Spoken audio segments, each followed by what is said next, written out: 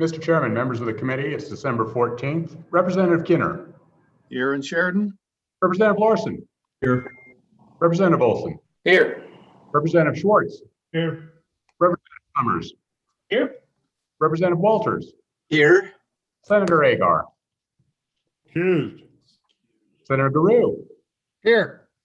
Senator Hicks. He's there. I see him. He's connecting to audio. Senator Kinski. Here. Co-Chairman Bebout. Here. Chairman Nicholas. Here. Mr. Chairman, you have a quorum. All right. Thank you. Don, any preliminary matters?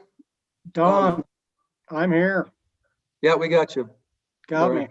All right. Thank you, Mr. Co-Chair. Mr. Vice Chair, Mr. Senator Bebout, any comments before we proceed through the day? None for me, Mr. Co-Chair. Don, just real quickly again, let's walk through what we're going to do today. Mr. Chairman, you have three agencies before you. The first is State Construction Department, as what not only their budget, but actually the capital construction requests.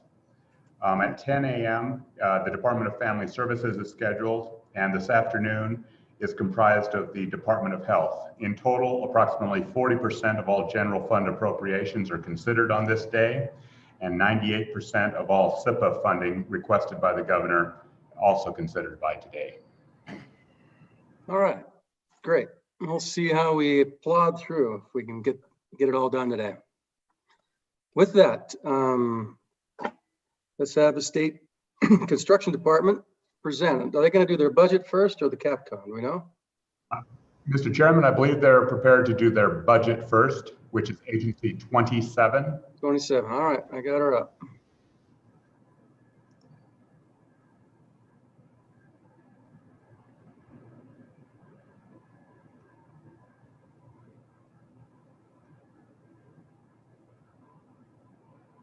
Okay, I see Mel is coming aboard.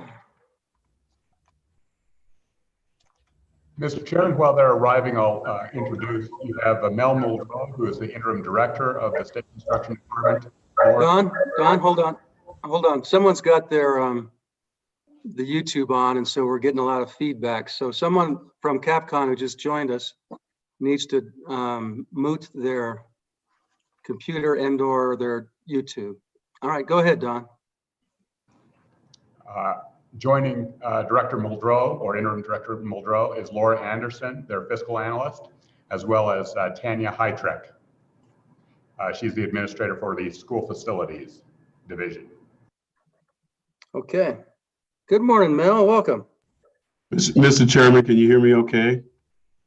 We can hear you, but we sure want to see that sweet smiling face. Where are you? I can't, some reason I can't get my my video's not coming up for some strange reason. Hold on. Oh, there it is.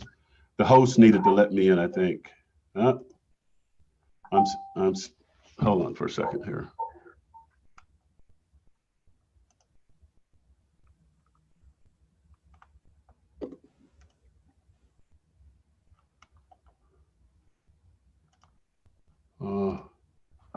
Always something when I get on. Give me a second. Let me just back out 1 second and come back in, see if I can fix that.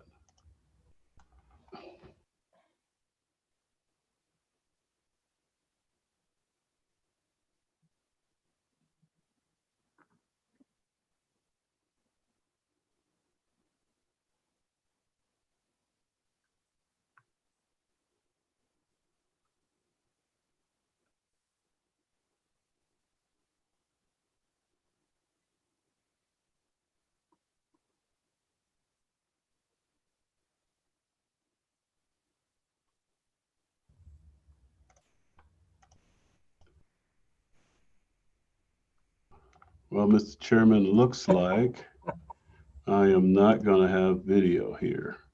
Well, if you don't, you don't. All right, a little disappointed. I know you wanted to see the smiling face, but I don't know I don't know how to fix it. My camera's on, but it's just not showing it. So, all right. Mr. Chairman, if you want, I can surely go ahead and get started. Absolutely. Please proceed. Thank you, Mr. Chairman, co-chair, committee members. My name is Mel Muldrow. I'm the interim director of the State Construction Department. With me today is Tanya Heitrick, School Facility Division Administrator, and Laura Anderson, Planning and Finance Administrator. Committee members, I'll be brief in my comments before we go through the supplemental budget package. The state of the agency. The State Construction Department, as you know, provides a diverse range of knowledge and expertise in planning, building condition assessments, design, construction, preservation of state buildings, community college, on and on. The State Construction Department has an active list of CapCon major maintenance projects around the state. The Construction Management Division is currently overseeing approximately $774 million in CapCon and major maintenance, which includes community colleges. The School Facility Division has approximately $562 million in CapCon and major maintenance for a total of about $1.3 billion in active projects. The department works with about 28 full-time employees right now. We have one contract AWAC person who's working on the Casper office building project. Just as a note, that person is paid for through the Casper project itself. Staffing for the department is a major concern for the department. With the current workload, CapCon major maintenance, coupled with the addition of construction procurement program, the department is relatively at its peak. Turnover for this relatively small department has been high these past few years of about 32%. In this last year, we're at about 10%. This is mostly due to staff leaving for other opportunities, either with the state or outside of the state. With that said, we have about 4 people on our team, which are in the senior leadership positions that are getting close to being eligible for retirement. That's most of our senior staff.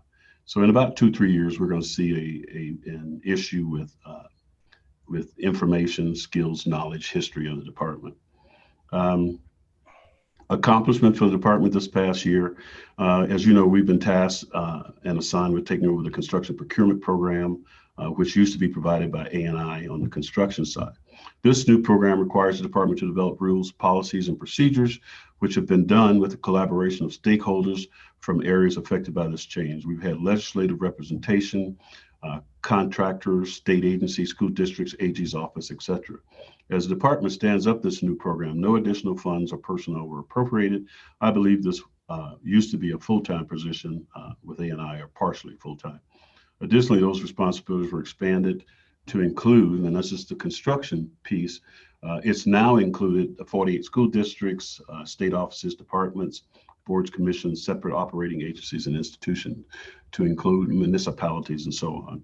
This has had a major impact on the agency as a whole, with virtually every part of the operational department affected in some way and having to spread that additional workload out to staff. Just briefly as an example, we have a contracts person that now is our procurement person. We were fortunate that he had some experience in procurement. A&I has been extremely helpful with walking us through the process for procurement. They've been extremely helpful. AG's office has also been extremely helpful. But when I say it's affected the entire department, by that I mean accounting, contracts, everybody's sort of multitasking now to make this process happen. We're new to this. Right now, I think we're doing a pretty good job standing it up, and we're working through some minor issues as we start. The department has also been working on rules. We've worked on the SBC rules. There are a few legislative liaisons that have been on that group working with us. We're pretty far along now. We've gone through the working group. We're about ready to present that to the State Building Commission as a whole, after which we will then present that to the Secretary of State's office to start the rules process. School facilities, the same thing. We've been working with on the school facility rules, policies, and procedures over this last year. It's been extremely busy, like I said, and we continue to work on that with hopes that probably somewhere after the first quarter of the year, we'll be coming to some completion with the school facilities rules, including the State Building Commission rules also. Just one final comment, cuts to The general fund, as we're getting ready to go into the supplemental budget, just wanted to remind everyone that the school CapCon also took a 10% cut as part of the supplemental budget during this period. With that, Mr. Chairman, Co-Chairman, that ends my opening statements. And if you would like, we could move to page 16 and start the supplemental budget unless there are some questions. Questions for Mel before we jump in? Seeing none? Mel, please proceed. Thank you, sir. Mr. Chairman, if we could go to page 16. I have Laura on the phone, so if I get in trouble, I've told her to interrupt me and correct any wrong statement I might make. So first, page 16, this is the SCD operations. The first item here under section 5, step 2 cuts, priority number 4, $5,000. This would eliminate one copier in a department. We had 2 large office copiers, and we felt that as part of this cut, we could eliminate one. One of the things that makes that possible is that we've been working with, we have been working with the from home, and so the need for the copier has gone down some. But we've also started to use DocuSign for a lot of our contract management and other things in the office, and so we felt like we could eliminate one copier and keep one for when we have to build packages for maybe legislative meetings, SBC, School Facility Commission meetings, and those. Mel, are your copiers leased or owned? They're leased, sir. So you're giving up the lease essentially. Yes, sir. Go ahead. Page 17, sir. Next item, priority number 3, reduction in state travel. Mr. Chairman, we're recommending to take $11,799 out of state travel. The governor also followed that recommendation. State travel, as you know, in-state travel is important to the department, but we felt that, being a small department, we only have a few areas in which to cut. Just to make the comment that most of our money is in personnel, and there's only a small amount left, or not a small amount, but we have the rest of most of our money is in in-state travel. So we felt we could take that 11.7 Larson. out of that. Yes, sir. I'm sorry. Thank you, Mr. Chairman. Mel, this is Lloyd. So I'm trying to remember. When we consolidated Department of Construction and School Facilities, the effort of that was to really be able to, if you will, cross-jurisdictional to where people on school facilities could also watch state capital construction projects and vice versa, just like we have going on at the state hospital, where our guy there is really a full school facilities guy, but we've got him where he lives there. He's watching the state hospital. And so with all of the projects you guys are watching over, and you're going to reduce by one, that seems to me that then increases the need to travel to cover the projects that are going on.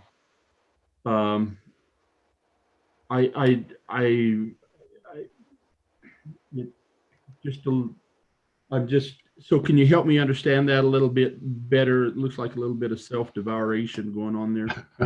Yes, sir, Mr. Chairman, and to a point, you're correct. So as we looked at the 10% cut that we were mandated to do, when we looked at it, again, our largest pot of money is in personnel. And so we looked at where could we take the amount of money that we needed, which was, and Laura could correct me, I think it was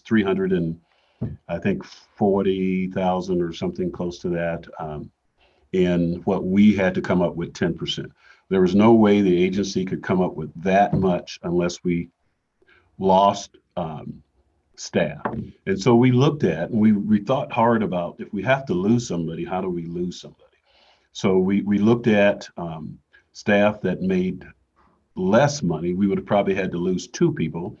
And so we looked at the options that we had. Do we lose a project manager, or do we lose a admin staff person? So after doing the math, we came back and said we were going to have to lose a person. We were fortunate in that we lost a position, But we also had an individual who was probably a year out from retirement who suggested that he take the early retirement and we flip the positions. And that was Jim Chappett, I believe, as you know. To your point about the travel, you're absolutely right. Now that we're down one, we're gonna probably see more travel, or the guys will be out more days than normal. We just don't have any place else to pull that amount of money out of, other than personnel, and travel is our next largest pot of money.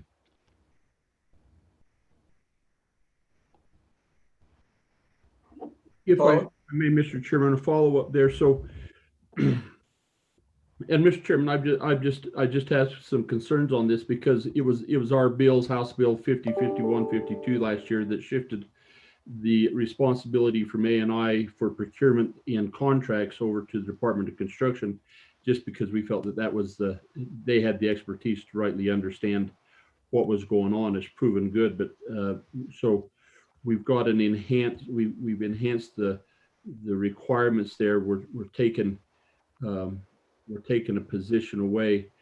I just, I hope the committee will look at this a little bit. One of the concerns that we've had is I keep reflecting on the state penitentiary where we didn't have the oversight that we really needed to have, and ended up biting us in the hind end there a little bit. And so I think maybe we can, Mr. Chairman, I think we need to look at that and maybe go back to A&I and consider taking some of that that we left there and shift back over to this department to allow them to continue to move forward. But that's a discussion we can have later on in the bill. They've got a lot that they're doing. So,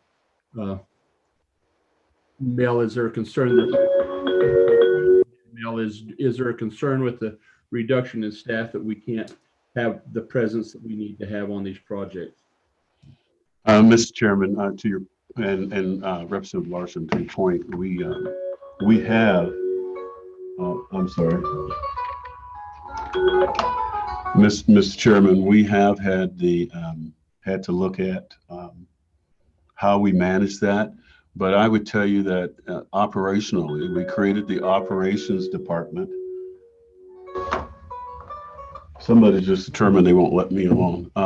We have the operations department, and the purpose of that was to be able to cross over from the school side to the construction management side. So our plan is to do that. As you know, we're using a school person up on the state hospital. So we're doing that. And I believe we can manage that. It just will be tight. We will find that we're spending a lot more time on the road. I mean, even I myself go on the road sometimes in order to be able to go check on projects and make sure everything's going okay. So it is it does make it difficult, but not insurmountable. I guess I'll say that. Further questions? Seeing none? All right, please proceed, Mel. Mr. Chairman, Oh, I'm sorry. thank you, Mr. Chairman. Go ahead, Representative Schwartz. I'm curious, just to put this all in perspective, how much have we spent on the prison in the last 3 years? Oh, I would, I may be able to tell you that. 1 second. I think the quickest answer is too much, Andy. I'm sorry. I'm aware of that, Mr. I was just smarting off Mel. I'm sorry. I said No, the that's answer's- okay. The answer is too much. Yeah, Mr. Chairman, we also had, if you remember, we had a appropriation that we've been using and spending about $5 million over the last couple of years on the last of the remediation at the prison. Mr. Webb is still working on that project. I think we're on the largest thing that we're working on now is completing the roof work on the south facility. CPF&K is all done. And we're continuing to do some remedial work with doors and windows inside the facility. But all the major work is done. Also, the boilers that were replaced are in the commissioning phase now. That work is complete. We're just trying to get the commissioning and controls working satisfactory right now. But we think the project, all the time and effort we put into it has surely preserved the building for at least another 10 or so years, 15 years easily. Thank you. 30. And just one final comment, and we have not seen any additional movement at the facility over this last year either. So Okay, yeah, Mel, but one of these days, we might want to have you give us just a rundown for the last year, because for the JAC, we toured it once. I've toured it twice actually, and it'd just be nice to get a full update on it. So, yes, all sir. right. We'll put something together for you, sir. Please proceed. And Mr. Chairman, when you do that, Mel, be sure and include that original estimate we had several years ago of 75 million, and so we can whittle down from there and see that we really did do a good job, you and everybody else put together, to get this under control in the most cost-effective way. Thank you. Thank you, Mr. Chairman. Mr. Chairman, this is Laura Anderson with State Construction. I just wanted to respond to Representative Schwartz's question. In the last 3 years, with all the CapCon and the major maintenance at the prison, we've spent about $8.5 million. Thank you.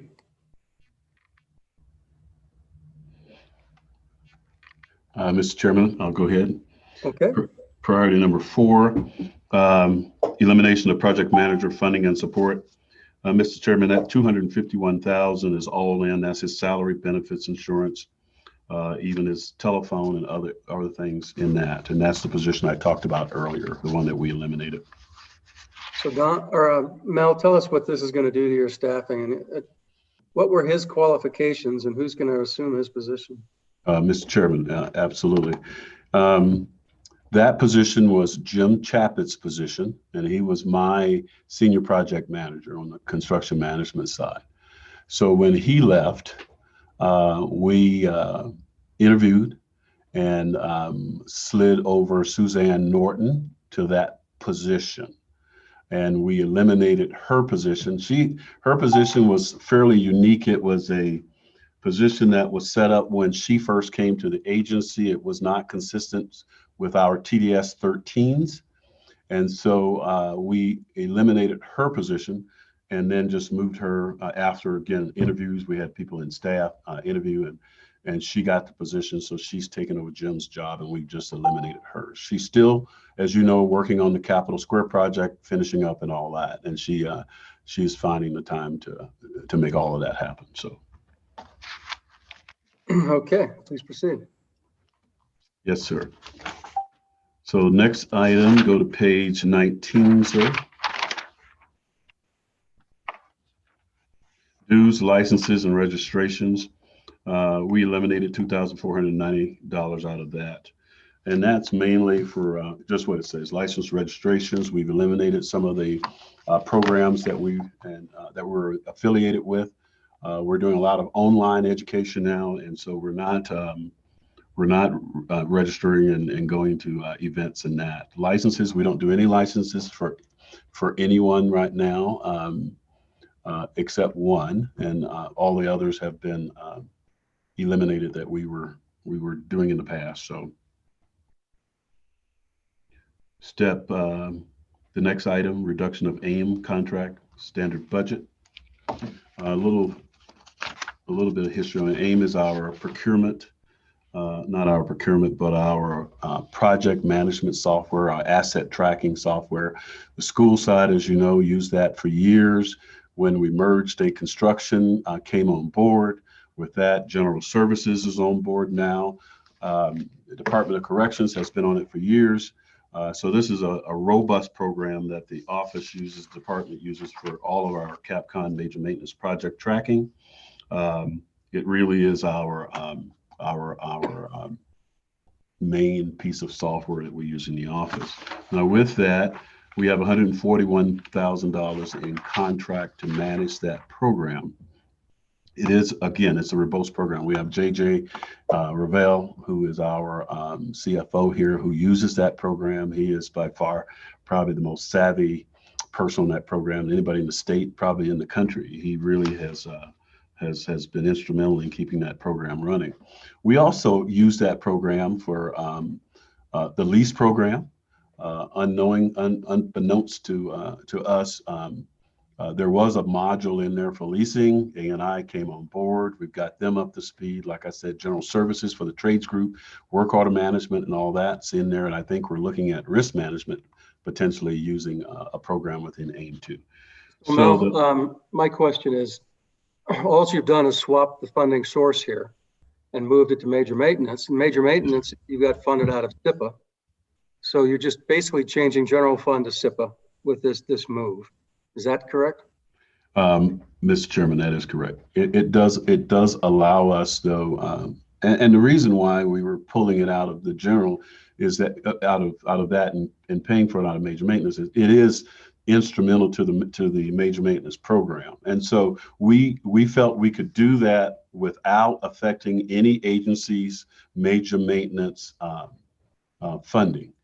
We do a holdback anyway of a little bit of money for administrative stuff, like if we need to upgrade, but we also have money held back in case we need to do emergencies that come up that smaller agencies or even larger agencies can't afford to manage.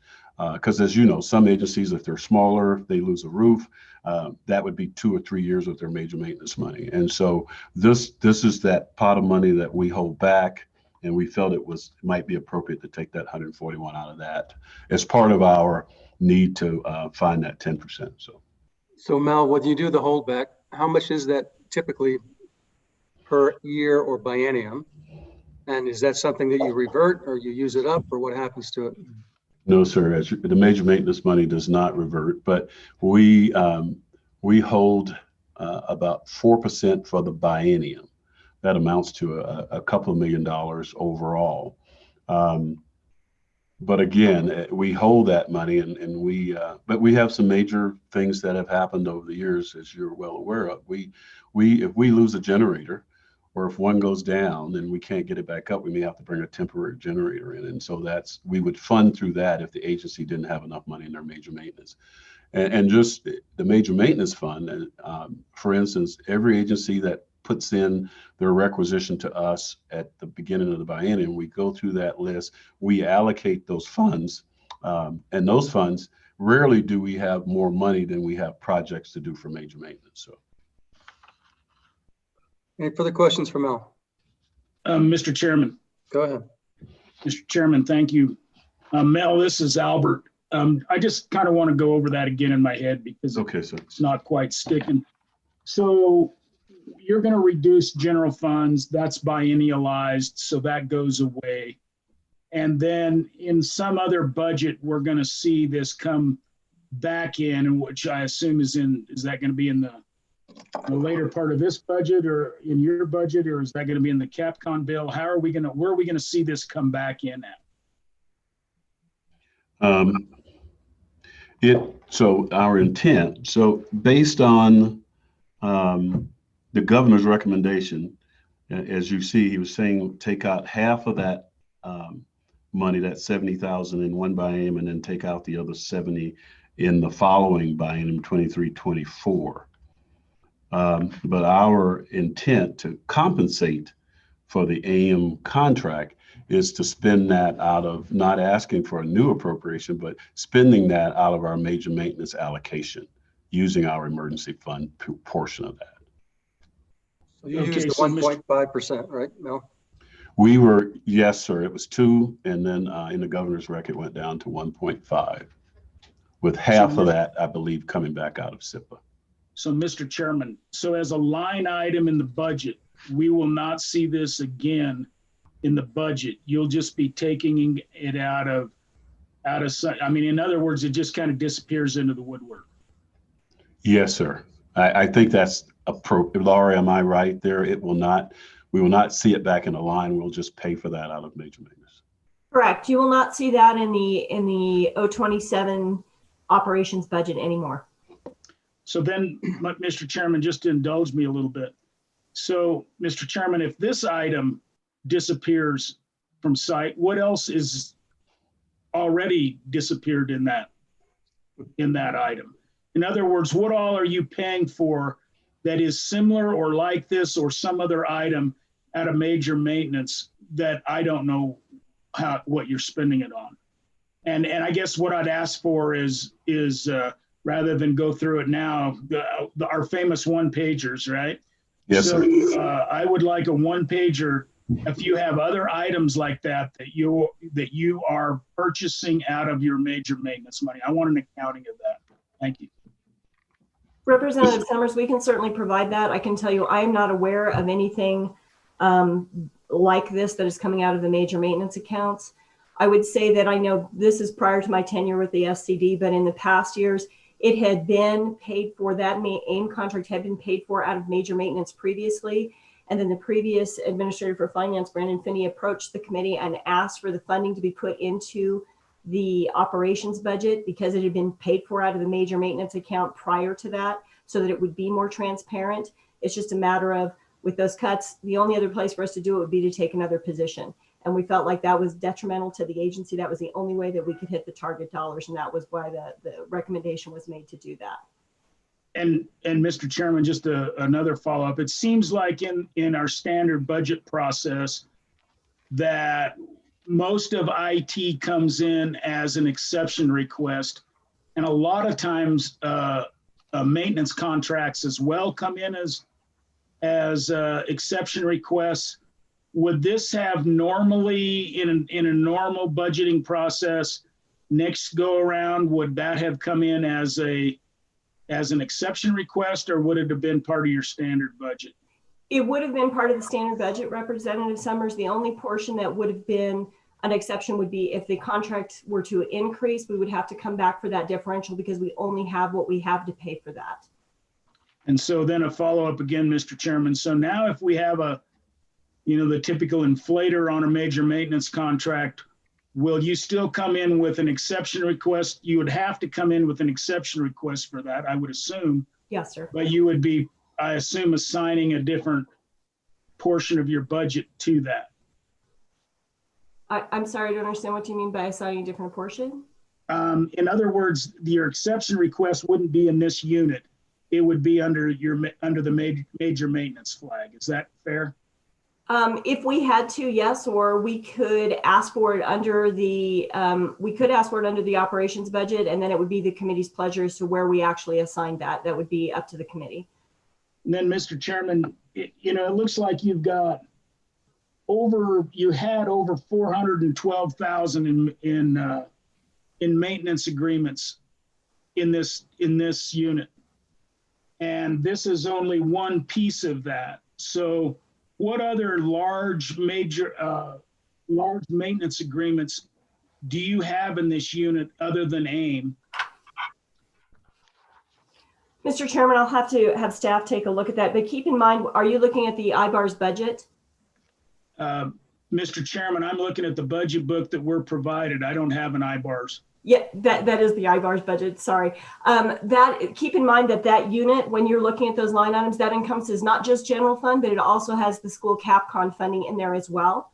So when I split those budgets out, I split those out by specific funding source, and the only maintenance contract I have in there for general fund is for the AIM contract. That is the only general fund maintenance contract that exists in that budget. And I guess in my little one pager, I'd like to see how you're accounting for that 400, what was 412,000 now is going to be 341,549. I want to see if it's in fact spent or not spent. Yes, sir, we can provide that. Thank you. So Laura, what the issue is, I think, is we don't really get line items for your major maintenance budget. And so we don't see how it's allocated. When the AIM system is in the general fund, we see the allocation and we follow it. So the question is, how will we be able to follow this particular expenditure through a major maintenance component? And Kevin, go ahead. Yes, Mr. Chairman. What we'll do is we'll keep this in their operations budget in 27, but we can cite the revenue source, general fund or SIPA, for example, or federal funds. That's the simplest way to make certain that all of this has continuity throughout the process. Appreciate that, Kevin. And just so you know, the House side is not going to let SIPA fund this program, and nor are we going to eliminate SIPA. And so we'll just deal with those as we get to them. And Okay. just a final question, Mr. Chairman.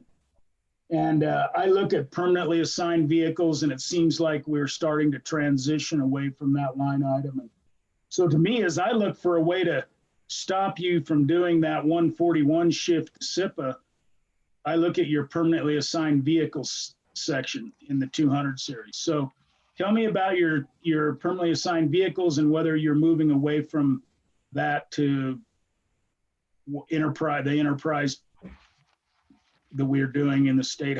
I still haven't figured out how that works, why we see it in some places, why we see it in others, but help me out with that line item. Thank you. Laura, if I could, just so I could put a little thing on there. Mr. Chairman, Representative Summers. So the state construction department had vehicles, and on the school side, they were purchasing their vehicles in the past. On the CM side, we did not. When we were part of the ANI back in the days of Mr. Fawcett, we got the vehicles that were turned in when new vehicles were purchased. So we were only paying our service fees for used vehicles that had on average 80, 100,000 miles on it. We would get them and use those until they literally, the wheels fell off of them. And then we just get assigned another used vehicle. A couple of years ago, you may remember, there was a push for agencies to start purchasing their own vehicles. And so state construction department started to do that. We started putting in the budget to buy vehicles. And so we have bought over the last probably 3 years, probably 4 or 5 vehicles as we've replaced, as they've gone above their allocation of 100,000, and the motor pool will call us and say, you need to turn a vehicle in because it's beyond its age. So then we were forced to go purchase. So we've purchased all of our vehicles now, and now what we're paying for now is the service and maintenance fees for the new vehicles now. Now, Laura, you might be able to add more to that, but. But no, sir, I would just say that for each of the vehicle purchases, it was brought before as an exception request to the budget and was authorized by the legislature to purchase those vehicles. Additionally, we pay for the motor pool, we pay a set fee for the maintenance of those vehicles. And then we also pay an additional fee for mileage above, I apologize, I don't remember the exact mileage amount, but we pay a fee above whatever the set mileage is. And with our travel costs, we want boots on the ground. So that's where those fees come from. So we didn't eliminate a vehicle because in looking at that, the savings for us to make sure that we had enough vehicles for our PMs to travel just was not, the savings was not there. I think we looked at it and we could only come up with, maybe $10,000 or $20,000. It really was not a significant amount when you compared the loss of the vehicle to the amount of boots on the ground, particularly with the loss of a PM position. The other PMs are going to have to be traveling more.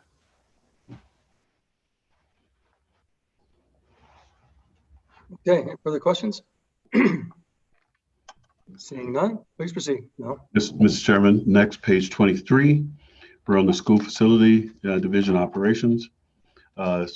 Step 2, communications, $5,000. These funds were used for postage for school districts, sending out business items out. And again, DocuSign has been, we're using a lot of that. The school districts are using DocuSigns for a lot of the things that we need to get sign-offs on. And so we felt we could reduce communications by $5,000. Priority two, dues, license, registrations. Just a repeat of that. We've stopped paying for licenses and registration fees and have cut back on almost everything that we don't feel essential to the office right now. So Mr. Chairman. Please. Mr. Chairman, thank you, Mel. This is Albert again. Yes, sir. In your 900 series on page 25, you haven't cut any from your 900 series. 358,000. I assume that's all school foundation. Can you account for all of that? Do you spend all of that line item in your 900 series? And what do you spend it on? What's your biggest expenditure? I'm going to hand that off to Laura, see if she can share that with you. Representative Summers, I'll have to do a little bit more investigating on that. I don't know that off the top of my head, but I can have staff take a look at that. And Mr. Chairman, we should have that answer for you here shortly. Thank you. Thank you. Moving on to page 27. Engineering and tech. Reduction to engineering and tech, 827,000. These are professional fees, mostly for on the school side, again, for facility condition assessments, educational suitability, value engineering. Now, just that 800 is, again, a large amount of money, but again, trying to find the funds for that were difficult. Now, that budget is approximately 2.4 million. Again, as an agency, we discussed it and felt that was the next best place to take that funds from. And again, let me be clear. We surely don't want to, but with the 10%, we really struggle to find the right place to take these funds from. So Mel, with that amount, do you have a ongoing contracts? Do you typically use the same contractors? And so what does that do in your ability to do your condition assessments, your suitability assessments, and your value engineering? So, Mr. Chairman, when it comes to the assessments, we do put that out on the street with an RFP. We're able to make sure that whoever gets that project or that contract has the ability to marry the results of that and get that within AM. So we've used our prime contractor has been FEA, but we have used others over the time frame. So we have the ability to do that. Now, when we talk about value engineering, we do have a prime contractor that we use for most of that. There is a contract with that person. I don't see any issues there with maintaining that contract. It hasn't affected that. So.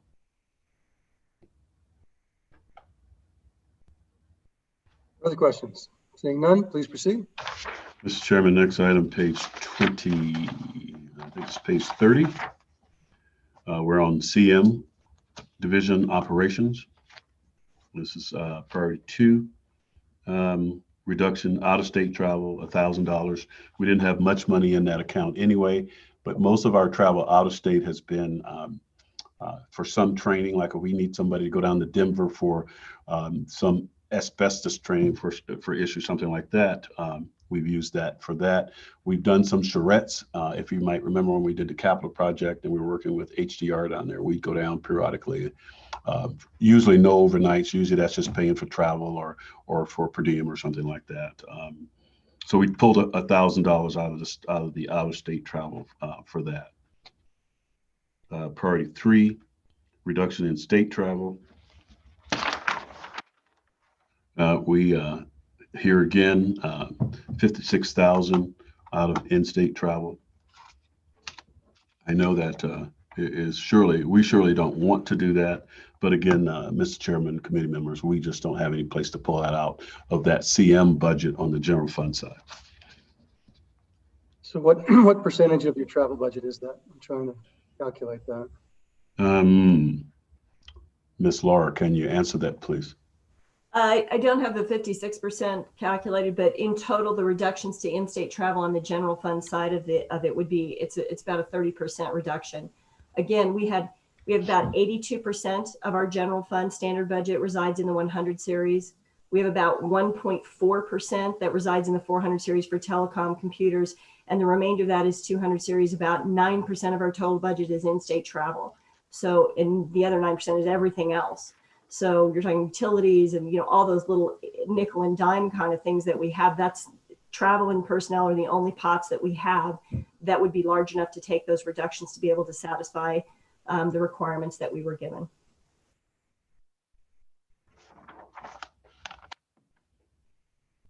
Okay. Next item, Mr. Chairman, we're into priority 2 of step 3 reduction. And that was in-state travel again. We took another 19,000 out of that. because in the first one, it was 23%, and then now that's another 6.7%.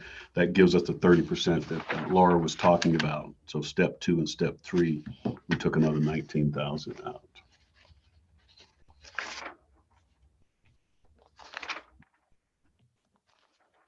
Mr. Chairman, the last 2 items. On page 35, we have governor's recommendations, and this is in regard to major maintenance, going for that 29,926,204, lowering that from 2% to 1.5, and then talking about the 17.955 SIPA. Mr. Chairman. Please. So, Mr. Chairman, and I think the answer is no, but that maintenance contract item does not show up, here because you're going to be taking it out of an existing budget. But where do we see the SIPA? Is it in this line item where we see that maintenance contract money roll into SIPA? In other words, have we actually accounted for that maintenance contract moving to SIPA, and what line item do we see that roll into it? Is it this one?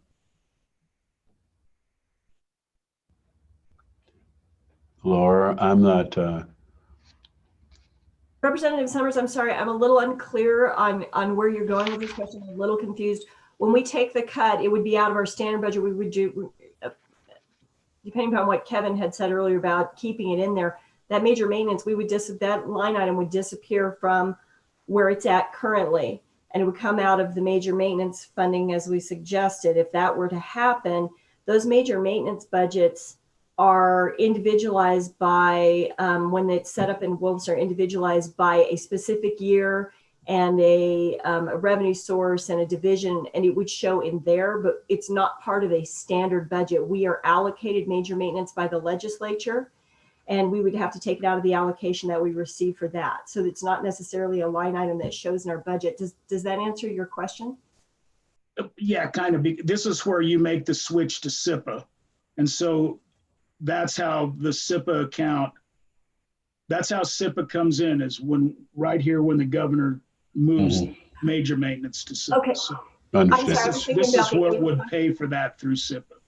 Pardon me. I believe, Representative Summers, what you're saying is if we move to SIPA, yes, the SIPA would show here. If you look on that back page, I believe it's page 36, you would see that there's a reduction to the general fund and then an increase to the SIPA funding that's in there, and that's where you would see it. Is that what you're asking, sir? Yes. Okay, I apologize. I just misunderstood the question. Further questions? All right, Mel? And then, Mr. Chairman, the last one, page 37, 10,214,000. The governor's recommendation was to pull that out of SIPA. So I think the same conversation.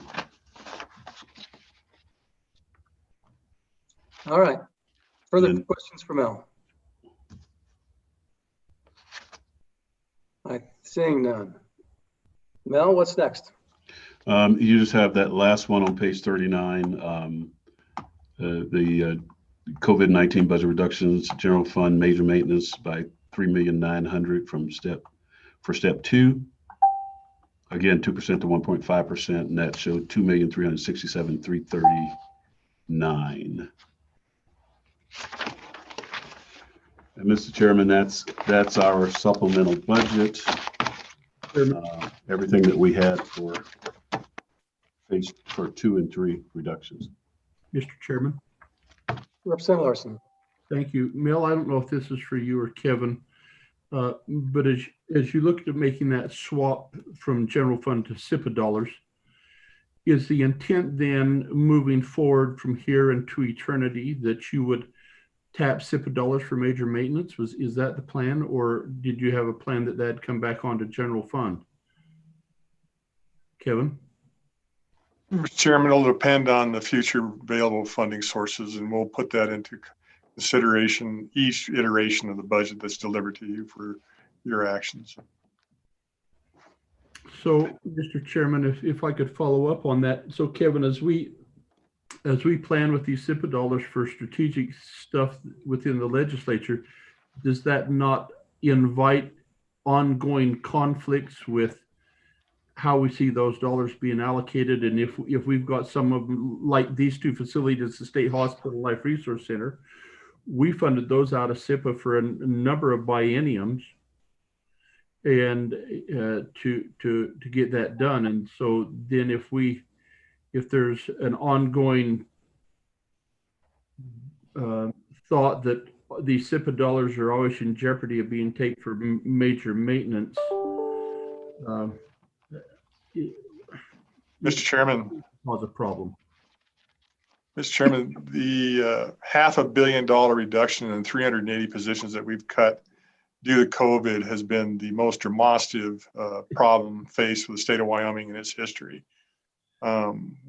We did what we can, or we made those recommendations. In fact, I think the Joint Appropriations Committee thanked the governor for his work and said the heavy lifting was on his part, and I was appreciative of that. The governor also was asked to close the SIPA, whether that's going to be a legislative approved or not. That's up to the legislature. But to that end, we recognize these challenges, and the future is going to dictate the available sources of revenue. Now, if you think in terms of how we implemented step 3, you'll note that we funded a portion of it for the remainder of this biennium. But in 23-24, technically, it brings us back $51 million for the good, which helps us out in these conversations in 23-24, along with everything else that we're going to accomplish. So, Mr. Chairman, I'll certainly stand for any more questions.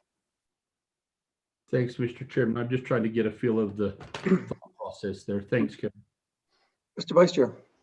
Yeah, Mr. Co-Chair, it seems to me like that we already fund a significant portion of SIPAs going to major maintenance for the school capital construction account. So it's not like this would be an unprecedented move, is to use SIPA money for major maintenance purposes. And so I think consistent with what we've been doing with the current program, maybe this is an appropriate use of those SIPA funds for major maintenance.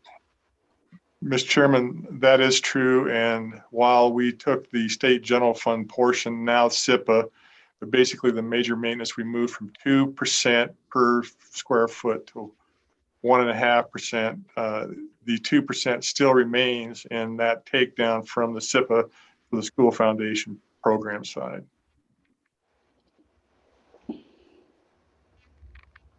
Further questions?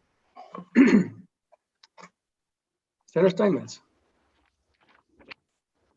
Thank you, Mr. Chairman. I was just wondering if we have any reversions coming back from this agency this time around. I know in the past we've had some of those. So question number 1. And then question number 2, should we eliminate the SIPA account? Could you explain to me, being new at all of this, how that would look in our budget? Would this just the major maintenance be coming out of the general fund to where it's a little more transparent and easily understandable? Is that the intention of the governor? If you could answer those 2 things for me, I'd sure appreciate it.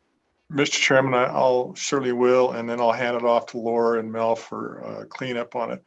The governor, through his conversation and both the narrative of his message and also in the conversation directly with the Joint Appropriations Committee, said he wants to have one checkbook and one savings account to simplify the overall process for the state of Wyoming budgeting, and has moved to start that process by requesting the elimination of the SIPA. So it would go back to the days prior to SIPA where this was transacted out of the general fund.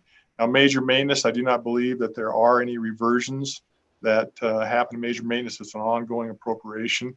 The agency itself does have reversions, but naturally that agency budget is not as big as the overall CAPCON budget or the major maintenance budget. And I'll turn that over to Laura for either correcting my misstatements or adding additional value. Thank you, Kevin. I would say we do reversions on the general fund side as projects are completed, and then there is an 11-month walkthrough. We have to make sure all the punch lists are taken care of, everything is done.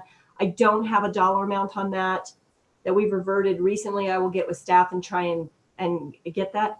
Actually, I believe I'm just getting that information. So 239 for the reversions on the 2019 administrative and operations budget on the CM side was $439,706.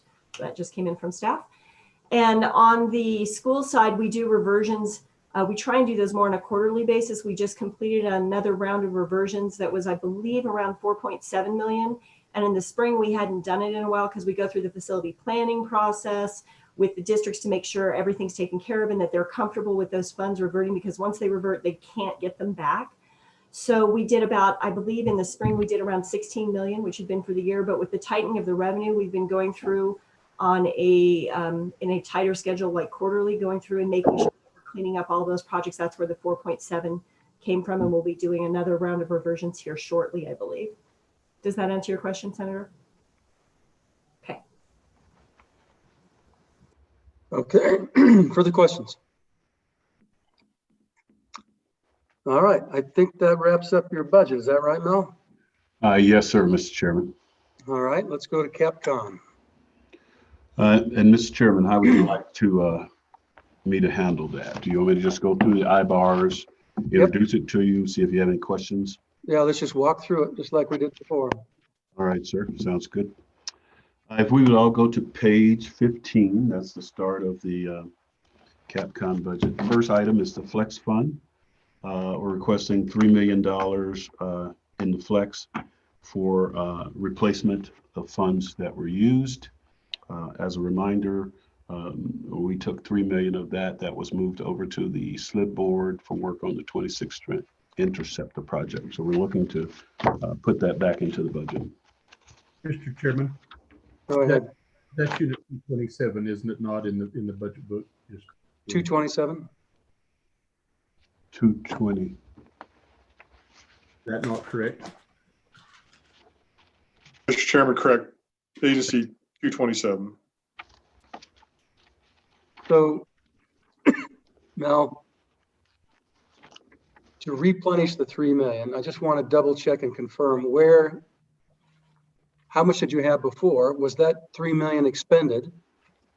And what was it expended on? Yes, sir. I can surely answer that for you. Let me just get my little cheat sheet here so I can tell you exactly what that budget was.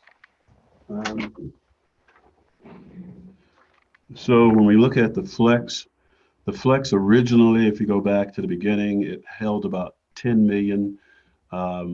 Historically, since then, we have kept the Flex. It has flowed at about $5-6 million. That $3 million, when it went to SLIV, we're working on the 26 Interceptor project. I sat in on some earlier meetings. They're still in design with that project. There is some conversation that $3 million may not all be necessary because this is supposed to be a shared expense with the city of Cheyenne. The last update I got was just this week. I called and asked for an update. They've hired an engineer, Keenan, who has been overseeing this project with state lands. And they're looking at approximately about half of that might get used. There's some indication that they may not need the whole 3. Until we get the final design back from the city, we won't know for sure. But right now, the last word I got is we're somewhere around 1.5 million is what the state's portion of that interceptor would be.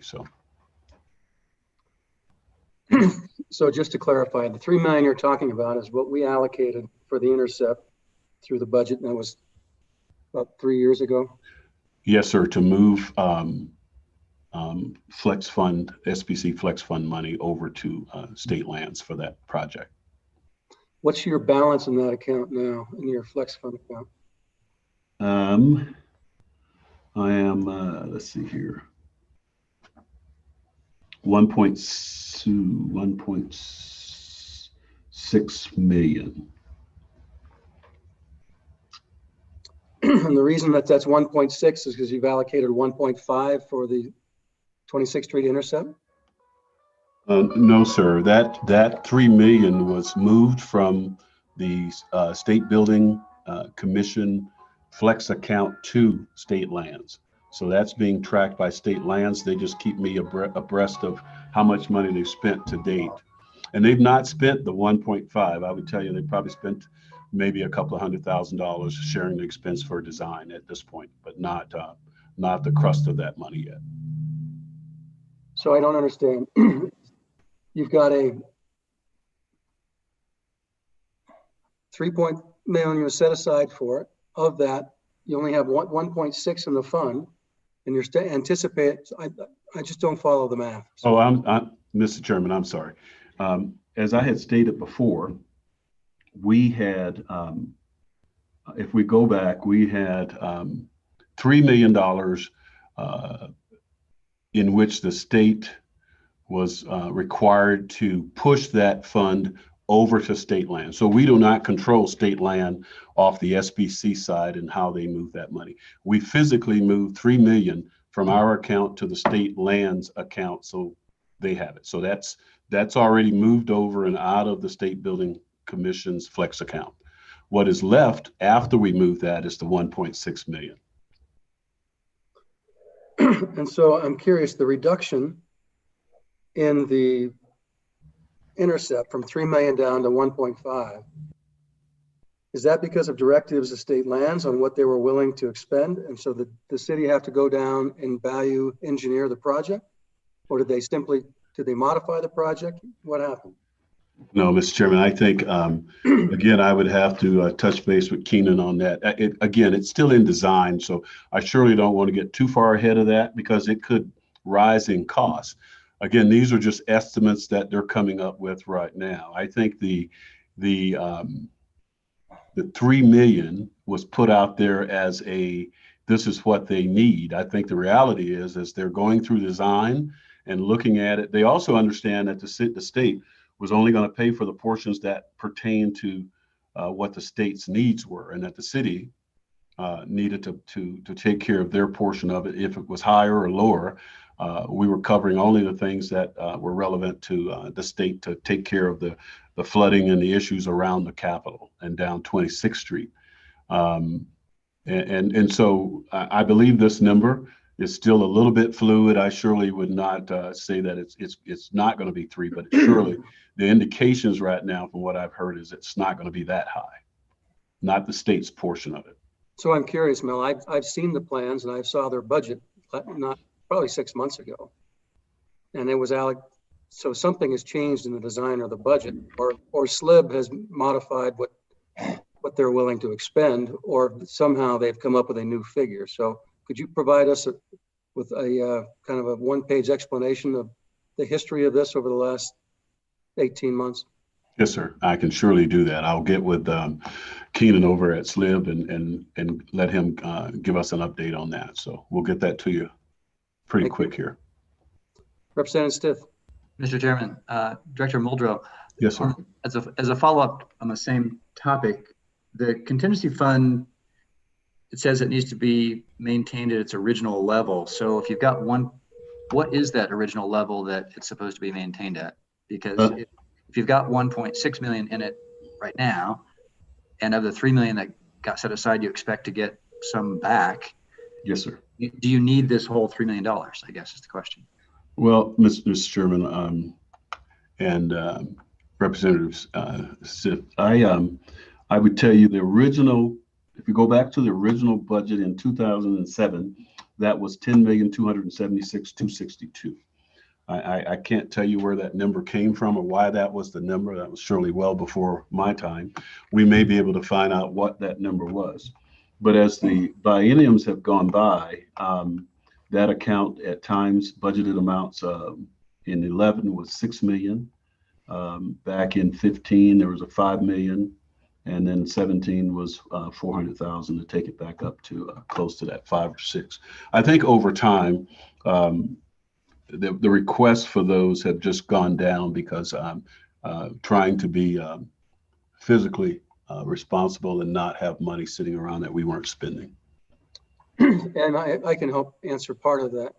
Representative Stiff, certain projects that were going to be funded, we funded through this particular vehicle. And we did that for purposes of ensuring that basically as a bid control or a bid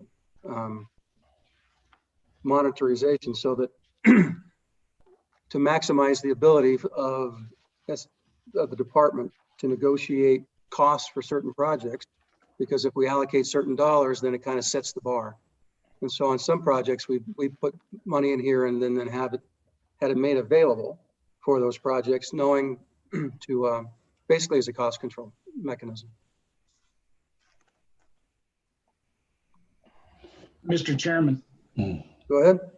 Mr. Chairman, thank you. And Mel, maybe I missed it in that explanation, but obviously we have this contingency and it's for projects that are coming up, and it's only 1 year, right? I mean, and then we're looking at a new budget.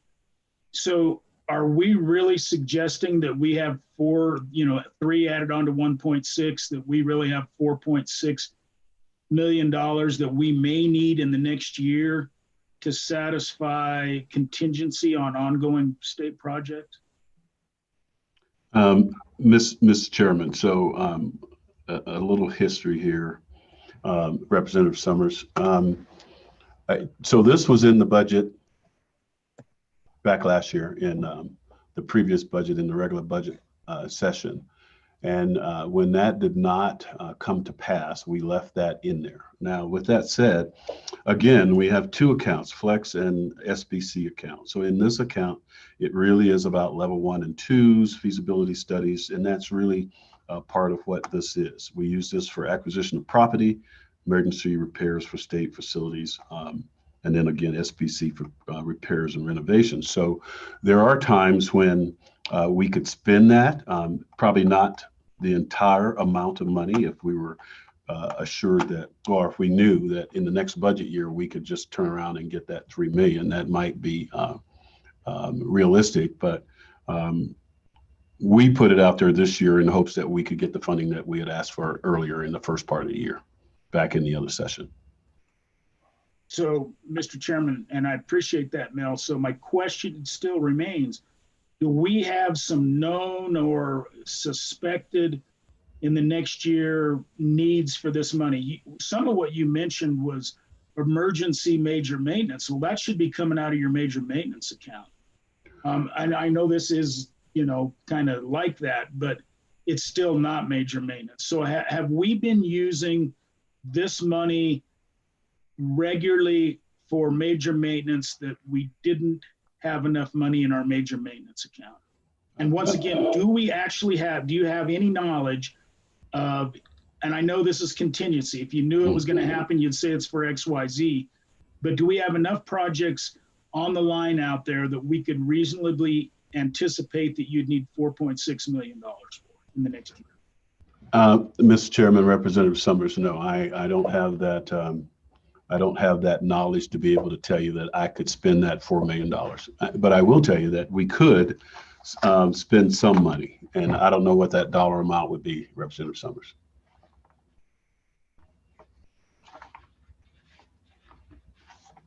Thank you. Other questions? Please proceed. Mr. Chairman, page 18, SBC contingency fund. Mr. Chair, Mr. Co-Chair, I think Don had something. Don, I'm sorry. Mr. Chairman, sorry to interject here, but it is important. Neither of these funds have statutory direction. So we rely on the agency's budget as submitted pursuant to statute. There is a statute 28.1.113 that directs the expenditure of funds shall be consistent unless there is legislation to the contrary with an agency's budget submission. My concern is on page 15 and on page 18, the flex fund and the contingency fund have the same narrative in paragraph A. This is not consistent with their past practice. If the legislature desires this, that's fine. But historically, the contingency fund has been used for the 4 purposes that are articulated on page 18. And on page 15, the flex fund has been used to address unanticipated increases in costs of existing approved projects. If you wish to revise that, that's fine. but their language is going to control the use of any funds you appropriate to them because there is no statute to fall back on. Kevin, response to that? Mr. Chairman, I agree with Don. So is this something that needs to be corrected in the budget book, or what's? Yes, Mr. Chairman, if I Chairman. could, I believe we do need to correct the statement. Mr. Chairman, that is correct, and get that to Don Richards here ASAP. All right, appreciate that. Thank you, Don. All right, please proceed. Mr. Chairman, next item, SBC contingency fund. Again, as we said, we need to sort of correct that. This was $9 million to that fund. The SBC contingency, if I go back to its original, it's usually set at about $5 million on average. And this 9 is to, I think, to your earlier point, Representative Nicholas, to help us manage cost overruns and to make sure that when we do have to go out, it's not, we're not advertising how much we're spending on projects when we're trying to bid them out. So. Question. Yeah, Mr. Chairman, thank you. And so, Mr. Chairman and Mel, once again, I go back to this. Do you have projects online now where you're anticipating in the next year you need $9 million? I mean, do you have enough projects out there on the hook or foreseen on the hook that you would reasonably expect that you could, based upon past history, expend this $9 million in another year? And Mr. Chairman, Representative Summers, in this case, absolutely. We have a number of Capcom projects out there and that we know, and I'm comfortable in saying that we're probably going to spend in excess at 9 million, if not more, of these funds on projects. Thank you. And and Mr. Chairman, just real quickly, how much do you have in the kitty in this fund now? Let's see here. We have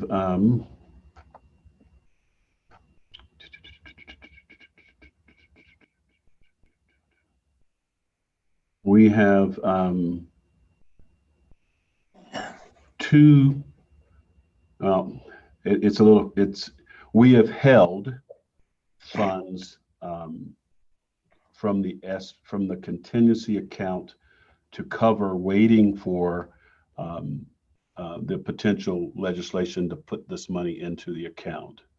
So we're a little bit over 9 million now in the account. So, Mr. Chairman, just to understand that, so you have 9 million in the account now, and you're asking for an additional 9 million. Yes, sir. We have 9 million in the account now that is allocated to specific projects, and we're looking to put this money back into the account. Okay, so it's obligated funds. The 9 million's obligated money headed out to projects. Yes, sir. Thank you. And so, Kevin, do you want to follow up on that? Mr. Chairman, yes. My question would be is that what Representative Summers just addressed is that there's not $9 million currently unobligated available from past biennium appropriations. This is an appropriation for this biennium of the new $9 million. But the previous funding, according to Mel, it's fully obligated.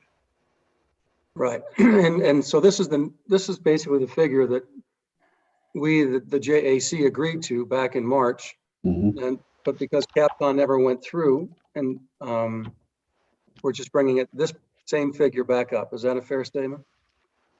Yes, sir, Mr. Chairman. Yes, Mr. Chairman, I just want to make sure that we're clear when we're talking about the request that we have now for the Capcom for 2021 that never got approved versus prior biennium appropriations. Correct. All right, thank you. Mr. Chairman, next item, page 21, Casper Office Building Chancery Court Project Level 3 Construction.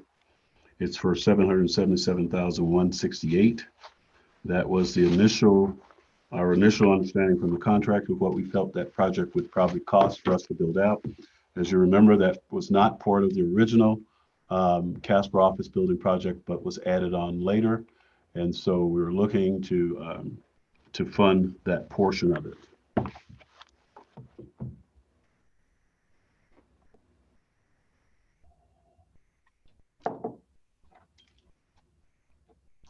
Questions? Please proceed.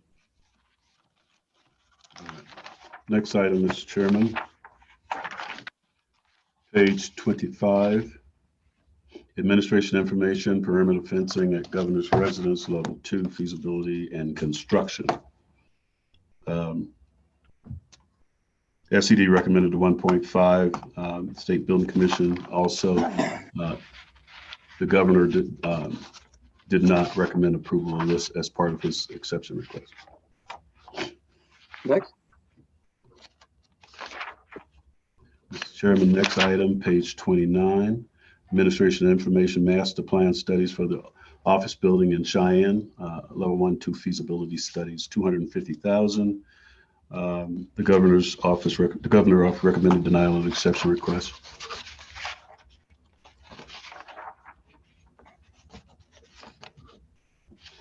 Page 32, administration information, Hathaway Building, 4th floor design and construction.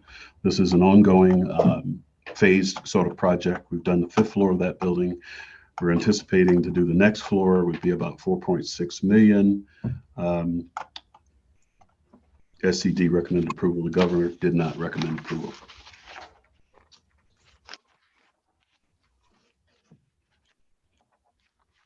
Mr. Chairman, page 34. This will be a series of spending authorities. The first one being Army National Guard Vehicle Maintenance Shop Level 2 authorization for $16,895,000 in spending authority. Governor recommended approval. Mr. Chairman. Go ahead. Real quick, those items that we had in spending authority that were not approved in the CapCon last year, we just simply added to this for this bill. Those spending authorities went through the formal process all the way through the legislature. Unfortunately, we didn't have a CapCon bill last year, but these are simply just to catch up on that. Okay, appreciate that. Go ahead, Mel. Next item, page 35, and this is the pages here. Next item, state parks special revenue, and that's for $5,450,000. Again. Go ahead, Representative Larson. So we kind of have this discussion with the military department last week back on page 35, Mel, and I just need a little clarification on this. This is showing the design and stuff for the Level Army National Guard facility there, and we're told from the military department in their costs that they're going to close Level down, and when asked about this, they says, well, we're going to shift those funds over and do a project in Sheridan, if I'm remembering that correctly. And so my question is you're still showing it to Level. They've got it in their mind that it's going to Sheridan, and shouldn't there be a legislative discussion about that if they're going to shift those funds from one project to the other? Just help me through that, please. And do I have it right first? Mr. Chairman, you're up, and Representative Larson, you're right. They did talk about that. I believe it's been discussed. We did not change it on this sheet with the understanding that I was not sure whether that had been finalized or not. So follow up, Mr. Chairman. So when you say it's been discussed with whom? I know there was a discussion at the SBC back when we were doing earlier SBC meetings, I think probably around the time frame of the legislative, since the legislative session, we've had that conversation. So then, Mr. Chair, my question to you then is, then if they were, or to Dawn or to somebody, I'm just trying to track this, if we appropriate those, and I know that they're federal dollars, they're not state dollars, but if they're going to change what they're going to use them for, should that not come back to us for approval, or is that not necessary once we authorize the use of the funds?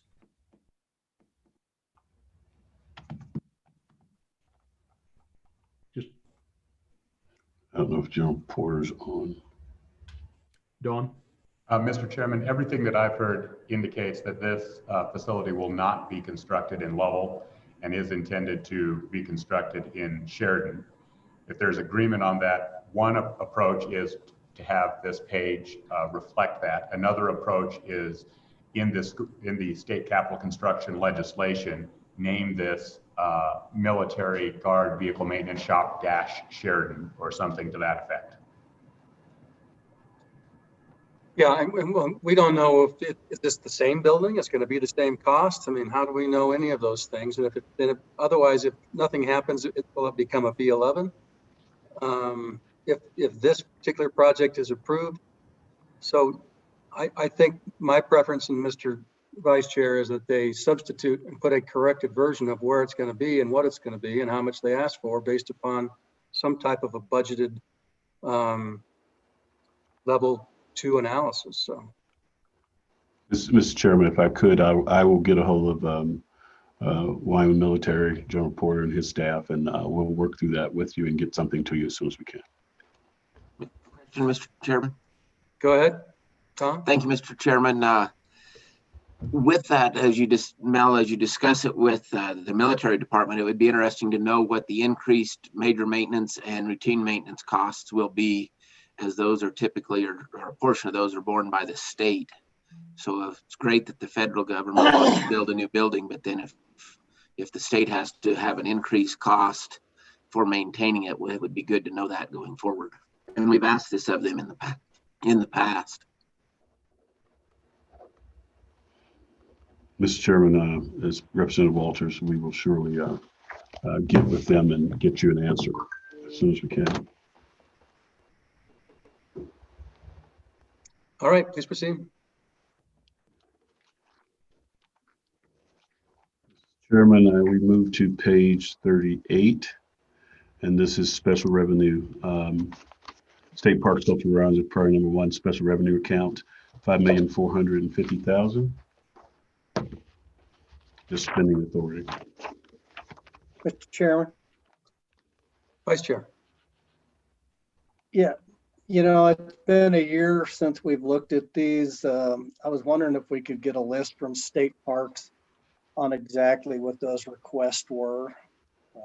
I don't have any recollections. This is the same budget that we looked at a year ago on appropriations, but I'd like a list of those projects that they want to spend out of special revenues.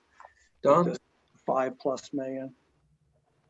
Mr. Chairman, we unfortunately did not have anyone from the military department, but we do have a number of individuals from other state agencies present in the waiting room. I've let Director Westby in if he has any verbal comments, and so he hears the Vice Chair's request for additional information. Okay, appreciate it. All right, please proceed.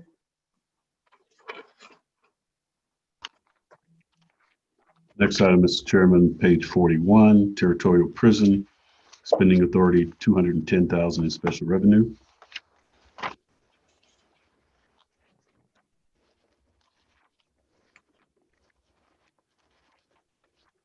Next item, page 44, State Parks, and this is the motorboat tax authorization for $300,000 special revenue, spending authority.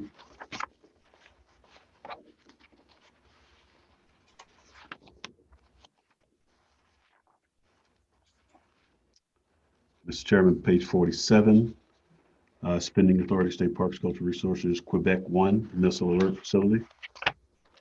$25,000. Just to follow up on the $300,000 spending authority, is that for projects listed below, or is it just spending authority to do other things with us, those dollars? And if so, what are they asking for? Darren, Mr. Chairman, if Director Westby's on, he probably could walk you through that. Mr. Chairman, Darren Westby, Director of State Parks and Cultural Resources, if I could.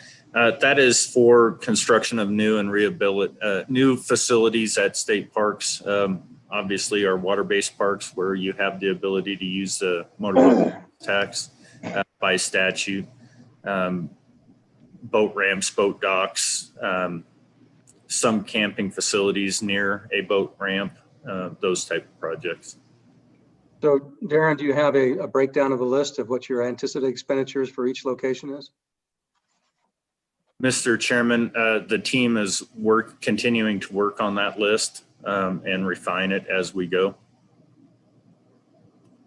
As the project needs come available through surveys from our constituents, inspections of our existing facilities.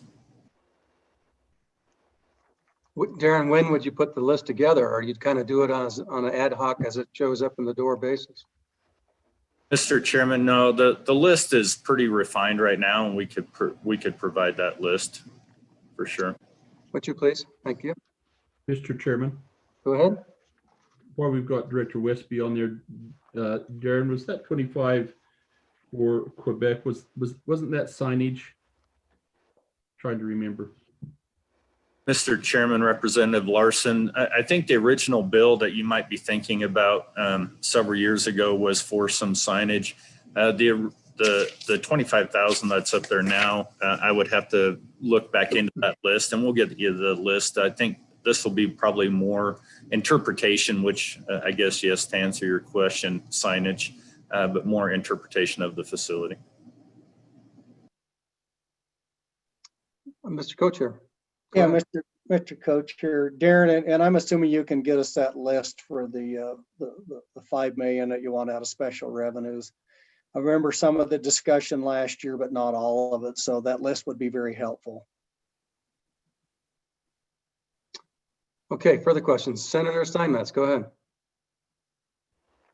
Thank you, Mr. Chairman. And as we brought up Quebec One, how is that going? Is it able to pay its own way? That was supposed to be kind of a new model of how we were doing business with state parks. And could you give us a short update on that? Thank you. Mr. Chairman, Senator Steinmetz, thanks for the question. Unfortunately, now is not a great time to open up a new historic site. This year was kind of a dud with everything that was going on, not only lack of travel, but also lack of public sentiment of going inside, going down into a capsule, not necessarily great ventilation. So we really restricted the amount of people that could go down and tour the facility because of COVID. So I cannot say that it is going to be self-sustaining this year, and the rest of the shift of our fees going to operate the facility is going to be needing help from the rest of the system. But we are, I guess, to tag on to that, we are hopeful that this year changes some things and we see the visitation that we're hoping for, and we can ramp up the marketing efforts to get people in the door. Yeah, Mr. Chairman, a question? Go ahead, please. Yeah, thank you, Mr. Chairman. Good morning, Darren. One of the things that we have, we're so blessed with, is our fisheries in Wyoming. And one of the better ones, of course, we have the North Platte, but we also have the Wind River Canyon, and some of the work we've done there at that state park, as I think has been very beneficial to not only to the state, but the anglers and for as far as business development and some economic good things that's going on in Thermopolis as well as Shoshone and Riverton. And do you have in any of this additional 5.4 million, is there any set aside money in there to do some further maintenance of that area, state parks right below the dam, or is that something that you've already taken care of in the past? Mr. Chairman, Chairman Bebout, thank you. It's good to hear from you as well. Unfortunately, I don't have that list right in front of me. I know the stuff right below the dam there at Boysen is a high priority for us. It's highly visited. There is some construction going on right now, not necessarily ours, but through the Bureau and through the railroad that is probably going to hamper us doing a whole lot of new stuff down there right in the very near future, just because of the existing construction on the railroad and through the Bureau property. But we do have a very keen eye on that area as a level of high interest and trying to ensure that it's of high quality and high standard for sure. One of the things we could be doing, Darren, about that is too, Mr. Chairman, is, you know, there's a catch and release area primarily for the fishermen, yet we don't have any limits on those people that fish from the shore. And it's something that maybe between working with parks and game and fish, we could come up with a way to do a little bit better job of catch and release in that area because of the fishery itself and the benefits of it. And we could talk about that a little later. Maybe we'll get game and fish involved and come up with a plan. Thank you. Mr. Chairman, Chairman Bebout, I'll also reach out to Brian and see, or Director Nesvik, and see what we need to do to implement at least some investigation of how we can improve the fishery there. Okay, please proceed. Mr. Chairman, on page 50, this shows the Wyoming State Parks, Cultural Resources State Museum Level 1-2 planning. The SBC did not recommend approval. The governor, in his recommendation, recommended bundling level 1-2 projects. With that, the original overall was 1.1 million. The governor made a change recommending 750,000 be used for level 1 and 2 studies. So you will see other level 1 and 2s on here, but we have bundled those, and our intent is to do as many level 1 and 2 studies as we can with the funding that the JAC approves for us. Mr. Chairman. Go ahead, Kevin. Mr. Chairman, you will be provided a governor's letter, I believe tomorrow, on the priorities of these level 1s and level 2s. So that's a good thing, and that'll help you. The second thing is that later on there's a project, and it's 22-080-05. It's also a feasibility study, and it should have been bundled with this. So we'll want to add the $149,800 to the $750,000 here on this bundle. And if you recall, both the Joint Appropriations Committee and the governor agreed that it's best to bundle these and not telegraph to a limited number of possible vendors on these that would respond to them, the amount of the budget, so that we get a better price. Appreciate that. And committee, one of my commentaries on this particular process is that the Wyoming does not have a state museum that is of a high quality, high caliber museum. And what I'm afraid is if we take the current second floor and modify it, what we'll have is we'll have something that people have to walk into when they're in Cheyenne, but it's not going to be something that stands out and that's going to make people stay an extra day. I think that ideally, and Darren, I just want you to think about this, ideally, we need a real museum, something that is a professional quality that would be able to take exhibits from Cody and from other places and touring exhibits, so that it's essentially a world-class museum. And if we spend all our basket of sticks on the second floor, it would forestall the ability of doing that and getting industry and the state wrapped around some type of a project like that. So I'd like to talk to you more about that in the future, but just something to keep in mind. Thank you, Mr. Chairman. We'd always entertain an opportunity to have a new state museum for sure. All right, please proceed. Mr. Chairman, page 53, Central Wyoming College Jackson Outreach Property Exchange Authorization, no dollars attached, recommend approval by the governor.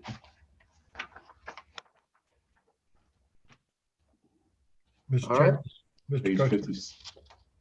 Senator Grew. Thank you, Mr. Coach. Good morning, Mel. Just wanted to make sure we were straight on this one. I know the prices on the lots that were being sold and the ones that are being obtained are the same, but we don't need to reauthorize the spending part.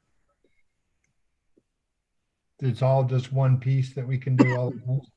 Right. I just want to make sure. Mr. Chairman, I believe so.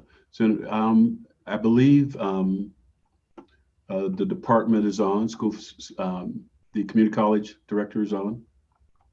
Actually, we need to let her in. Or Mr. Co-Chair, I also see Don there. I don't know if he had a comment on this. Go ahead, Don. Mr. Chairman, that is my understanding that we only need the authorization. And in fact, I believe the Joint Appropriations Committee worked with the college this summer when you were contemplating this legislation and came up with language that was agreeable both to the executive branch, LSO, the committee, and the community college. Mr. Co-Chair, to follow up, I see Dr. Tyndall there. I just want to make sure that we have this right. Good morning, Mr. Chairman, Co-Chair, Senator Grew. Yes, this information is right. We just want to make a purchase of change our properties basically in Teton County. We got a better opportunity, so we'd like to make that move. I knew the story. I just want to make sure we had the right vehicle to do it. Okay, great. Thank you. Next item, page 56, Central Wyoming Jackson Outreach Center Level 3 Design Construction. The request was for $16,973 all in, and the governor's recommendation was to, in his exception, $3,814,520 from the city. And so my question is, how does this impact the project with the governor's rec? Well, Mr. Chairman, I surely have the Director Caldwell here who can probably talk to that, but I believe it allows it keeps it a valid live project, and it also allows them to continue to do some work in design in the interim while they hopefully in the next budget session probably can get the rest of the funds allocated. But Director Caldwell is here if you would like her to comment on that. Well, and my question is, if you're just working on design, how do you come up with a $3.8 million? Go ahead. If you can answer, Sam. Mr. Chairman, I will do my best to answer this. I'm trying to make sure that I'm caught up. I'm Sandy Caldwell, Executive Director of the Wyoming Community College Commission, and I believe that Mr. Buckles is also here. This would be for the not only the exchange of property, but any additional funds that it might take to do that, and actually to get the project designed. So one of the things that we wanted to make sure is that they do receive the authorization because they have the special purpose excise tax, but we also want to make sure that they have the ability to use their private revenue and funds to move the projects forward until the next session, and these can be addressed. So very important that Central Wyoming College have this opportunity. It's not necessarily a direct exchange of the property, so they need the authorization and some spending authority to be able to actually execute the sale and the purchase. Mr. Chairman. Go ahead. So, Mr. Chairman, thank you. What I was trying to understand is it looked like of the 16.9 million, we had a split between general fund dollars and then the revenue, the private revenue that the college had. And we shift all of that away and use SIPA dollars. And I'm wondering why we didn't let them use their personal funds to fund that. I don't know if that's back to you, Dr. Tyndall, or to Kevin. Mr. Chairman, there's several challenges with operating on the level of scarcity we have now and private sources of revenue. First of all, statutorily, we're not required to make recommendations on private sources of revenue. I think that's logical. I think that your past membership understood that we're getting outside of our lane when we make recommendations on funding sources that are not state funding sources. But more importantly, the conversation is that we can't afford everything on these. The governor has recommended a portion of that, but I think that the question should be, is there a commitment from those agencies, or in this case, Community College Commission of Community Colleges, that they want to proceed with the project at that level of funding from the state, with an expectation that perhaps they're going to have to come up with the remainder of those funds, the private sources of revenue.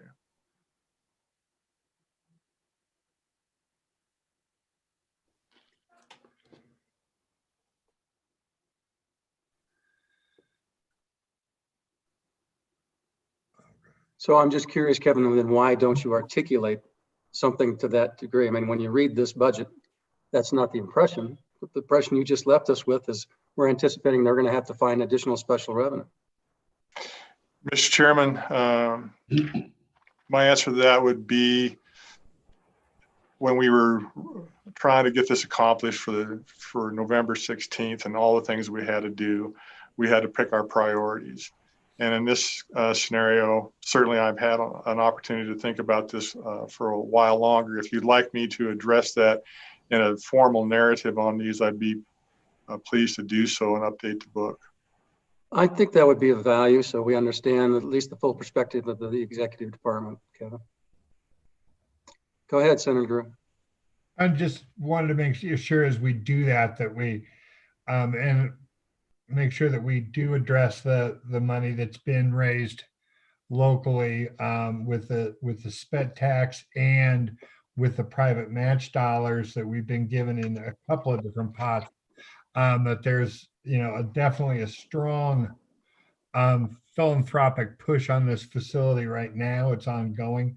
And like I say, the money that the voters have already approved for it is still there too. And we don't want to slip, and we'll make sure that that's addressed, because I think there's an anticipation that at some point we're going to go back to the local voters for another round of that special purpose tax. So we need to keep all those dollars really tracked out well, because the community's stepping up in a big way on this project. Thank you, Mr. Chairman. Okay, appreciate that. Comments, Representative Walters. Thank you, Mr. Chairman. I'd point out the reason that the legislature approves spending of private dollars and special revenue dollars is because we like to keep track of what's being built, as those facilities then become a major maintenance concern for state dollars in the future. And so while it's wonderful that the private individuals and the local communities want to build these facilities, when they're turned over to the state, it does become an expense. And so that's why the state has a role in, and the legislature has a role in approving projects over $1 million or $1.5 million, something like that. So just a little more education for the committee, not a question. Well, and just to follow up on that, the committee that is addressing community college funding has had these discussions as well. And part of the discussions has been, well, we need to modify the funding mechanisms so that we don't have an incentive to keep building the amount of square footage for the community colleges, number one. And number two, that there's more skin in the game by locals particularly on the construction of new facilities. And one of those concepts is that as we raise funds for it, part of those funds go into a sinking fund to pay for the ongoing major maintenance over time, just because it would be a better practice. And so all those issues, I think, are evolving and will be on the table over the next biennium and probably after that as well. So, all right, please proceed. Yeah, Mr. Chairman. Please, Mr. Co-Chair. Yeah, thank you, Mr. Chairman. Well, Kevin's on there, and if you look at the community colleges, and most of that money comes from SIPA, around 75 million. And we also have the issue of the major maintenance with SIPA. Is there enough money in SIPA to take care of both of them? I'm trying to recall, maybe Kevin could answer that, or Don. It seems to me that there probably is, but if we eliminate SIPA and then we pull that money some other places, where are we going to find the funds to do this?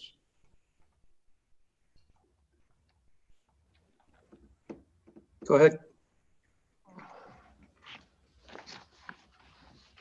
Don, I think you can start off. Yes, Mr. Chairman. Well, Kevin is searching for the audio. Under the governor's recommendations, there is sufficient funds within the SIPA account this biennium to address all of the capital construction requests, the major maintenance shift, and his 2 requests in the supplemental budget for litigation on coal ports as well as the transition of the state office building in Casper. So it is fully funded.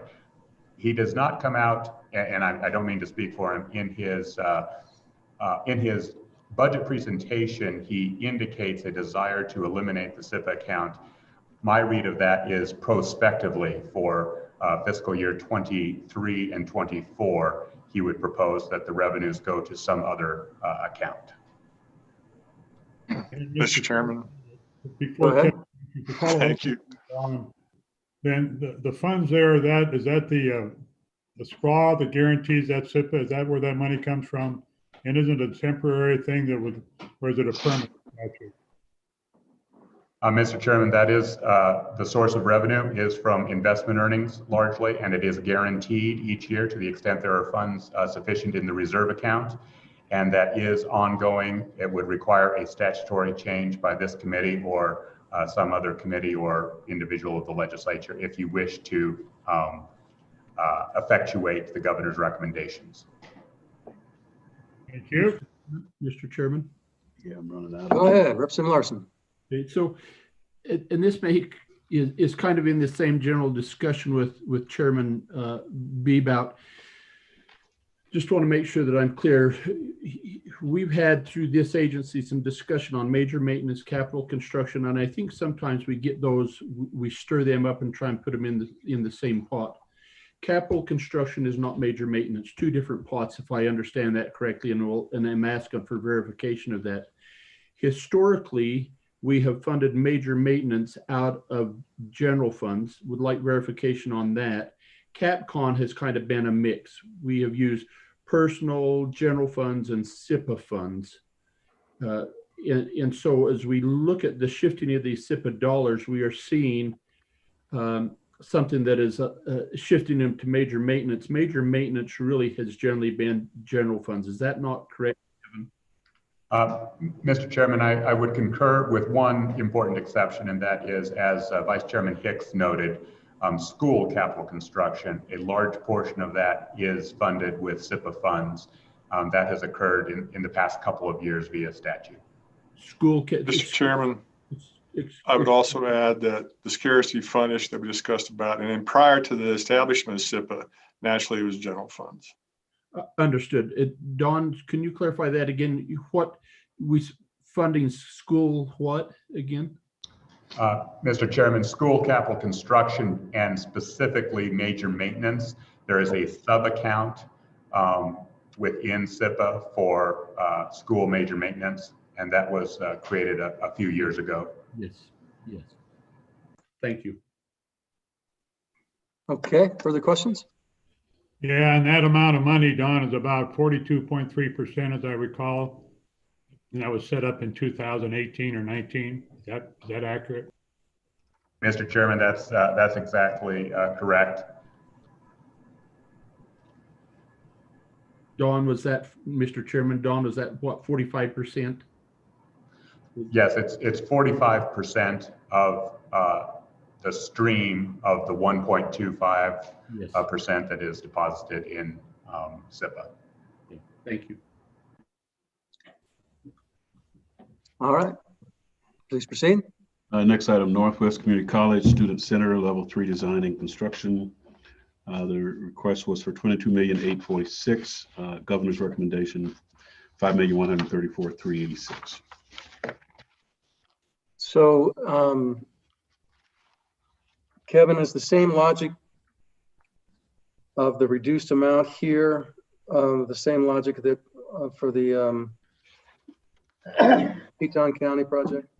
Yes, Mr. Chairman, for the community colleges and then University of Wyoming, where private sources are the issue. All right, please proceed. Mr. Chairman, Western Wyoming Community College, Rock Springs standalone nursing facility. That was $4.2 million. The governor recommended denial of that. Again, I believe Director Caldwell could probably talk to that, or one of the presidents regarding that. Part of that was a request to delay while they look further into the project, but if you would. Sure. Any comments, Sandy?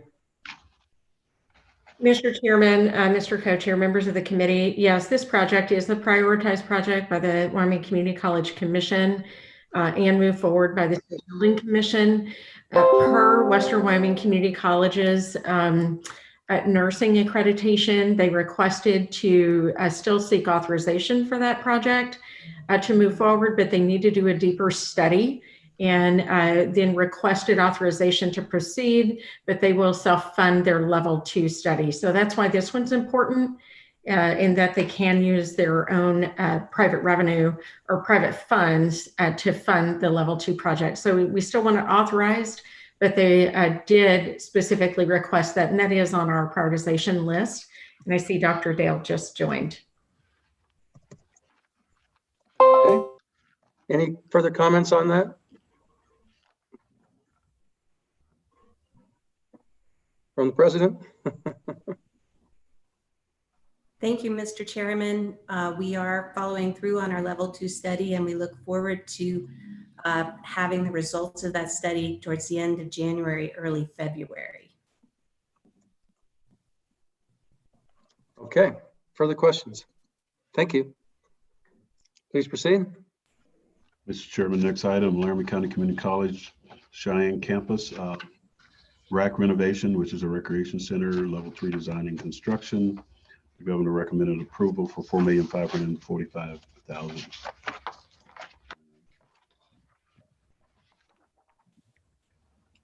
Questions?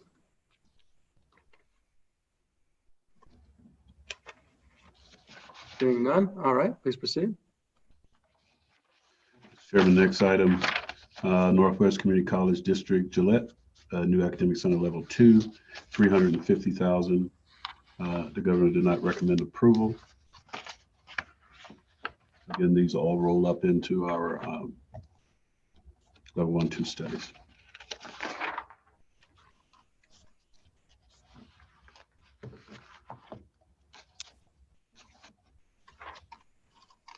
Page 76, Northwestern Community College District, Sheridan College to accept significant gift property and buildings. Recommended approval by the governor.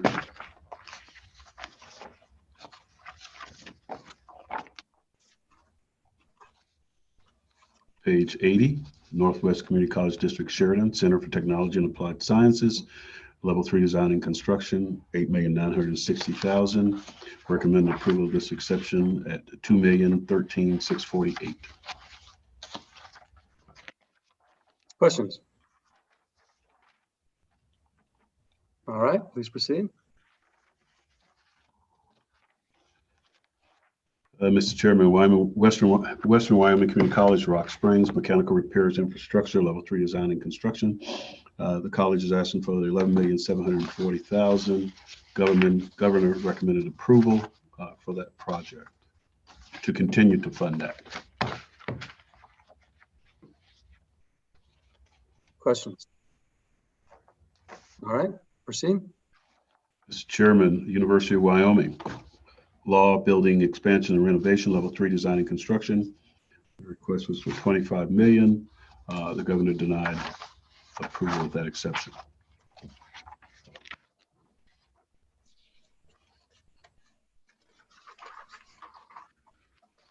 All right, please proceed.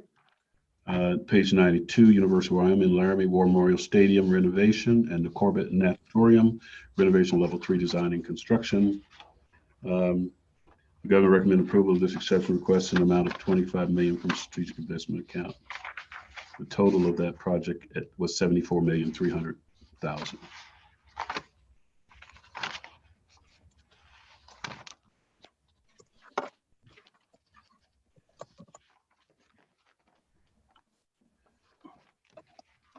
Chairman, next item, page 96, University of Wyoming, Lewis Street Corridor, level 3 design and construction. The request was for $10 million. The governor recommended, did not recommend approval for that project.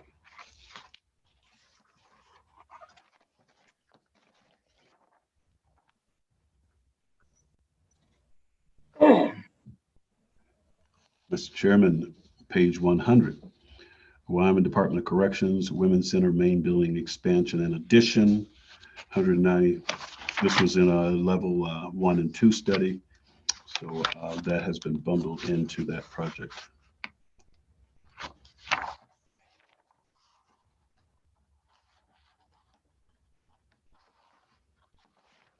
Mr. Chairman, page 104. Wyoming Department of Corrections, Honor Conservation Camp Female Boot Camp. Mr. Chairman, there is a, I believe this is the one, the boot camp. Their Deputy Director Eddie Wilson is on. There are a couple of projects that were discussed at the State Building Commission meeting. The department has asked for a couple of those projects to, with new leadership from Director Shannon, had asked the committee to drop off 2 of their projects, one being the boot camp and the other being, let me get it right here. One being the boot camp and the other being the Building 17 at the Medium Correctional Institute. I just wanted to mention that. So this is one of the ones that they recommended not to. Again, Deputy Director Eddie Wilson, I believe, is on the line if you would like to talk about that project. Sure. Why don't you, a quick explanation would be great.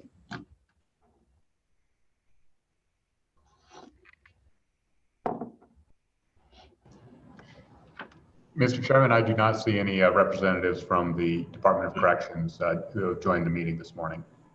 That's fine. Mr. Chairman, I did know that Director Shannon was out of the office this week, so. All right. Mr. Chairman. Go ahead, Kevin. Director Shannon did bring this up in his testimony to the Joint Appropriations Committee when he was doing his department, and explained in basic terms that we don't have a bed issue, total number of bed issue. We just have staffing problems, but he did address that in his testimony. Yeah, I think we've got that in our notes and we're familiar with it. What his testimony was. All right, where are we at? What page are we at now? Page 108, sir. Department of Corrections, Medium Correction Institute Building Addition, and that is Area 17. That's the other project that he had recommended to take off of the project list. The next item, page 112, Wyoming Department of Corrections Replacement Upgrade Evaporative Coolers HVAC System, recommends approval of the 2.6 million. The Governor's Office recommended approval.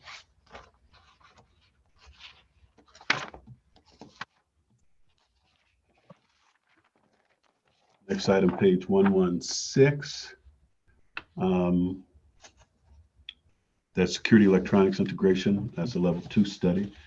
Just a little history on that. That was a project that we were looking at individual facilities, or the 5 facilities around the state for an upgrade. Most facilities, electronic systems are aging out. And so we recommended that they do a level 2 study on that to see what the actual cost of that will be. So that's what this is. Mr. Chairman.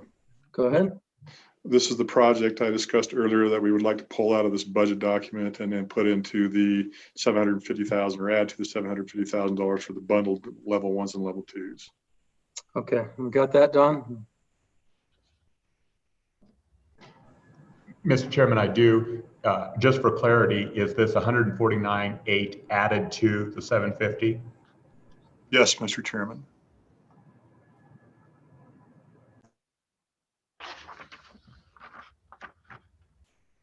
And Mr. Chairman, I'm sorry. Go ahead, please. Page 119, last item, sir, is the Wyoming Department of Corrections Honor Farm Administrative Building Demo, new building level 3 design and construction for $8 million. Governor's Office recommended approval of that. With that, Mr. Chairman, that's our CapCon sheet. If you should have any questions, I'd be glad to answer. Any further questions? In the right direction. I can tell you that running through this budget brings a sense of joy to everyone on this committee. I'm sure it does, sir. All right. Any further questions? Seeing none. Look at that. We're on time. Pretty close anyway, right? So, committee, let's take a Don, before we take a break, any questions before we take 15-minute break. If not, we will reconvene at 10:15. Thank you.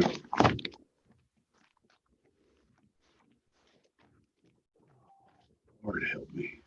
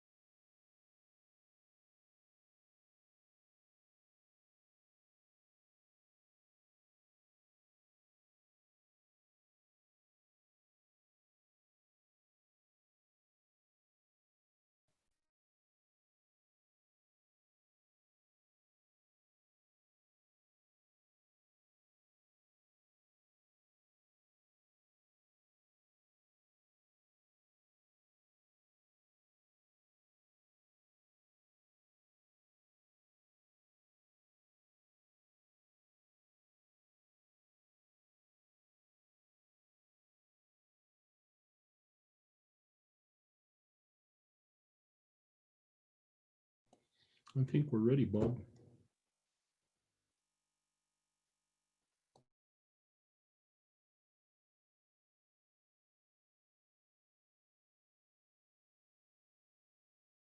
All righty, 10:15, ladies and gentlemen. I think we're ready to proceed. Hello, Corin. Hello, Mr. Chairman. All right. Go ahead, please. Okay, thank you. Good morning, Mr. Chairman, Mr. Co-Chairman, current and future members of the committee. My name is Corin Schmidt. I'm the Director of the Wyoming Department of Family Services. Joining me on screen today is Colleen Quinn. She's our CFO. Also available, if there are any questions, is the rest of our leadership team. We have Christy Arneson, who's the Economic Security Division Senior Administrator. That division has the benefit programs and child support. Carrie Cuffney, who is our Senior Policy Advisor. Gary Gilmore, who is the Superintendent of the Wyoming Boys School in Worland. Chris Jones, who's the Superintendent of the Wyoming Girls School in Sheridan. Roxanne O'Connor, who's the Support Services Division Administrator, and her division has licensing, central registry, IT coordination, and a few others. And then Lindsay Schilling, who's the Social Services Division Senior Administrator. That's Child Protection, Adult Protection, and Juvenile Services. Not on the call today, but hopefully listening, I'd like to mention the rest of our DFS family. I want them and you to know how much I appreciate their resilience, their teamwork, and their dedication to keep families safe at home, to support each other and our partners, and to continue to do their best to give their clients opportunities for success. Their work is hard and made even harder in the last 10 months, and I'm grateful every day they choose to come to work for our agency. Before getting into the budget book itself, I want to make a few points to set the background for some of our reductions. Before the budget cuts, our budget was about 50% general fund and 50% federal and other funds. With the reductions, however, we are now relying more heavily on our federal funds, which makes them more precious. However, as you all know, with federal funds come federal streams. And for us, that means maintenance of effort, which we call MOE, and match. Basically, that maintenance and effort and match are our skin in the game. For MOE, usually it means that we have to spend a certain amount of state general fund in order to get the full benefit of the federal fund. Match is a little bit different. It's a percentage of the dollar that we spend on a service. So for example, in child support, we spend about 34% of state general fund and about 66% federal funds, but we have to spend the dollar first. The reductions that we present to you are our best attempt to balance state general fund reductions in addition to keeping our federal funds intact. You'll notice some places we weren't able to do that entirely, but we are getting to a place with general fund reductions that every dollar is becoming more and more important to retain our federal funds. We're in a rather precarious position with some of our grants, specifically the Temporary Assistance to Needy Families Block Grant, which is our TANF block grant, which has a hefty amount of maintenance of effort required. Also, the governor encouraged us to consider the elimination of programs rather than across the board reductions. We've done a little bit of both. However, our agency relies heavily on services to do its job. We serve populations, not necessarily programs. So when we look at trying to reduce our services budget, instead of reducing the populations we serve, like adult protection, we instead have to reduce the cost of the services or how much we purchase those services for, or how much we actually buy. Also, we prioritized our reductions based on our values, focusing more on keeping children and families safe at home. There are some trade-offs, but our intent is to continue to build programs and communities so that over time we can keep more families intact and reduce the number of children and families who come into care unnecessarily. And then last, I know there was a long discussion with Barry Dunn a few days ago last week, and I'm available to answer any of the questions on our YCAPS replacement if you have any. I'll defer to you. I had not intended to hit on them in my remarks. So on to the budget book, Mr. Chairman. Okay, please. Okay, we submitted to you some documents, one of which was called the Department of Family Services BFY 21-22 Supplemental Budget Request. So it looks like this.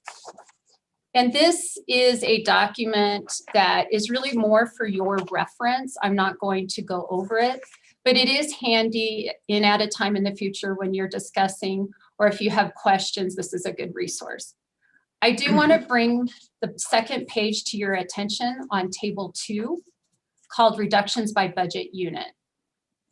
And it's a landscape document that is somewhat of a cheat sheet that can kind of give you a quick at a glance where the budget reductions are occurring within the budget book itself.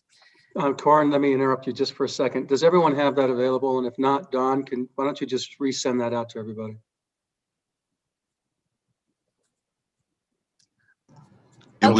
It was in the packet, I think, that came at the beginning of, before the beginning of last week. They had 2 bundles, one for last week and one for this week. And I think it's right on top.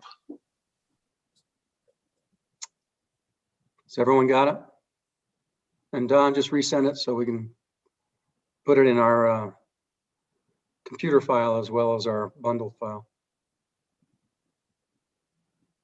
Okay, please proceed. Sorry, Corin. That's okay. Thank you, Mr. Chairman. So just a quick orientation to this document. You'll see it moves from left to right. And in the first basic set of columns is step 2. So everything in those columns relates specifically to our step 2 reductions. The next big set of columns are proposed step 3, and everything within those comments relates specifically to step 3. We have a column for BYFY 23-24 because we do have some reductions that won't be fully realized until the 23-24 biennium, and then a total. And then as you go through the rows, you'll see it's by budget unit. There is a typo that I want to correct. At the top in the boys' school, unit 5801, if you go across the page to the right, you'll see proposed step 3 in the amount. There are federal funds listed there, reduction of federal funds. That's actually should be in the 5901 director's unit line item. The boys' school does not receive federal funds. The reduction we made was in unit 5901, the director's unit. So putting that aside, I think we can go to page 16 of the budget. Mr. Chairman. Go ahead, please.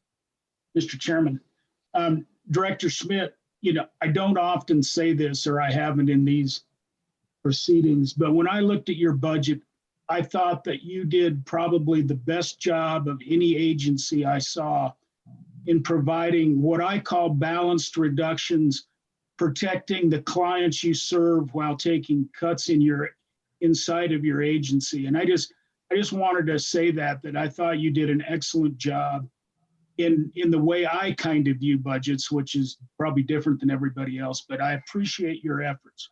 Thank you. Mr. Chairman, Representative Summers, thank you. It was a lot of work, a lot of emotion, but the team really came together, and what we have, we hope we can do what you just had suggested, is maintain some balance. Okay. Okay, Mr. Chairman, so page 16. And we'll start with the boys' school in Worland. The step 2 COVID budget reductions, priority number 7 at the kind of the top to middle of page 16. This is one of our first reductions in step 2, and this is a reduction to the 200 series, or the supportive services offered at the boys' school, which is essentially with the administrative budget. The 200 series is where they provide food, clothing, operational funding for the facility itself. And the reduction is a reduction in utilities and food.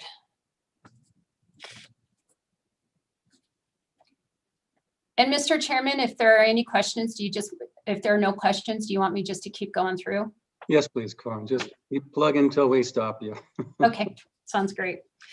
Priority number 8 of step 2 is a vacant position elimination. This position was eliminated, or these 2 positions were eliminated in step 2. It was the first of position eliminations that you're going to see throughout our budget. Step 3, section 6, step 3 at the bottom of page 17, flipping over to the top of 18. This is an interesting item of reduction. It's $300,000 in Medicaid funds. It's not in our budget. The Medicaid services that are provided to youth in care are paid for by Medicaid. However, in this situation, the Wyoming Boys School has an agreement with the Community Mental Health and Substance Abuse Center provider.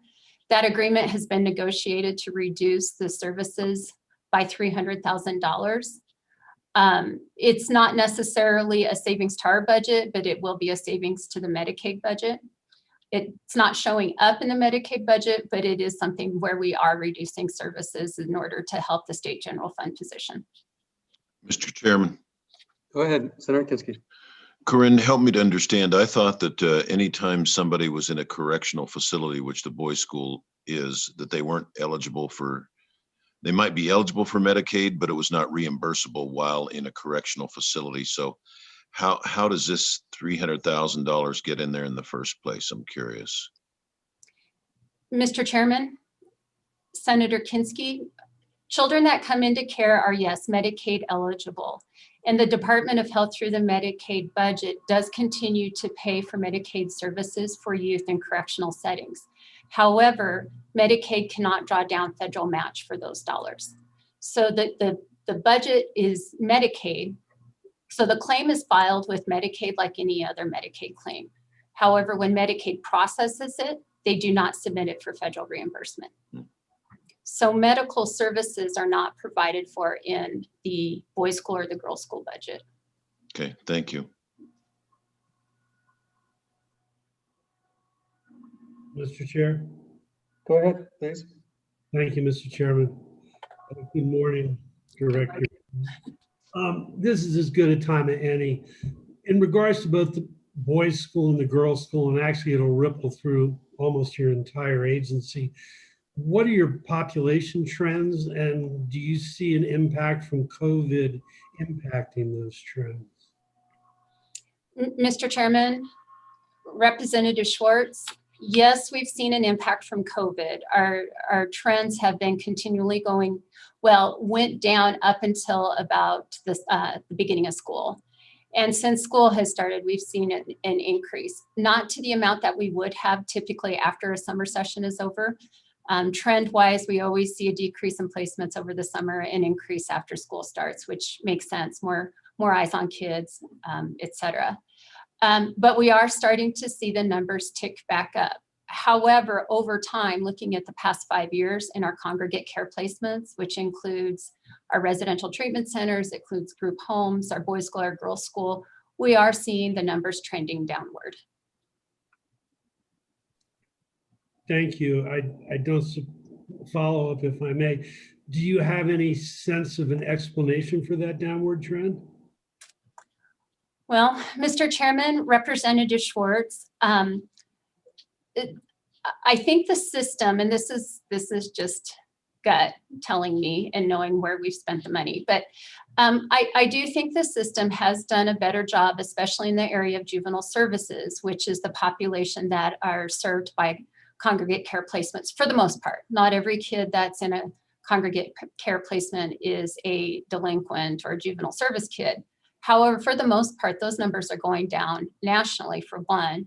And two, I think we do a better job with, and not a better job, but I do think we've emphasized more community-based services. And so small things like ankle monitoring, for example, to help a kid keep on track with their court order. Some of those connection to services, I think, are a part of why we've seen it come down, but nationally the numbers have also come down. Thank you. I'll stop now. I could go on a long time on this topic, but I appreciate that. Senator Kinski. Yes, Corinne, if you could just as a follow-up, just give us some brief information about those national trends and about the move towards community-based services. That'd be helpful.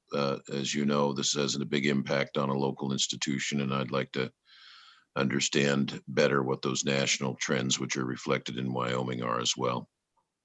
Okay. Yes, Mr. Chairman, we can get that for you, Senator. Okay, please proceed.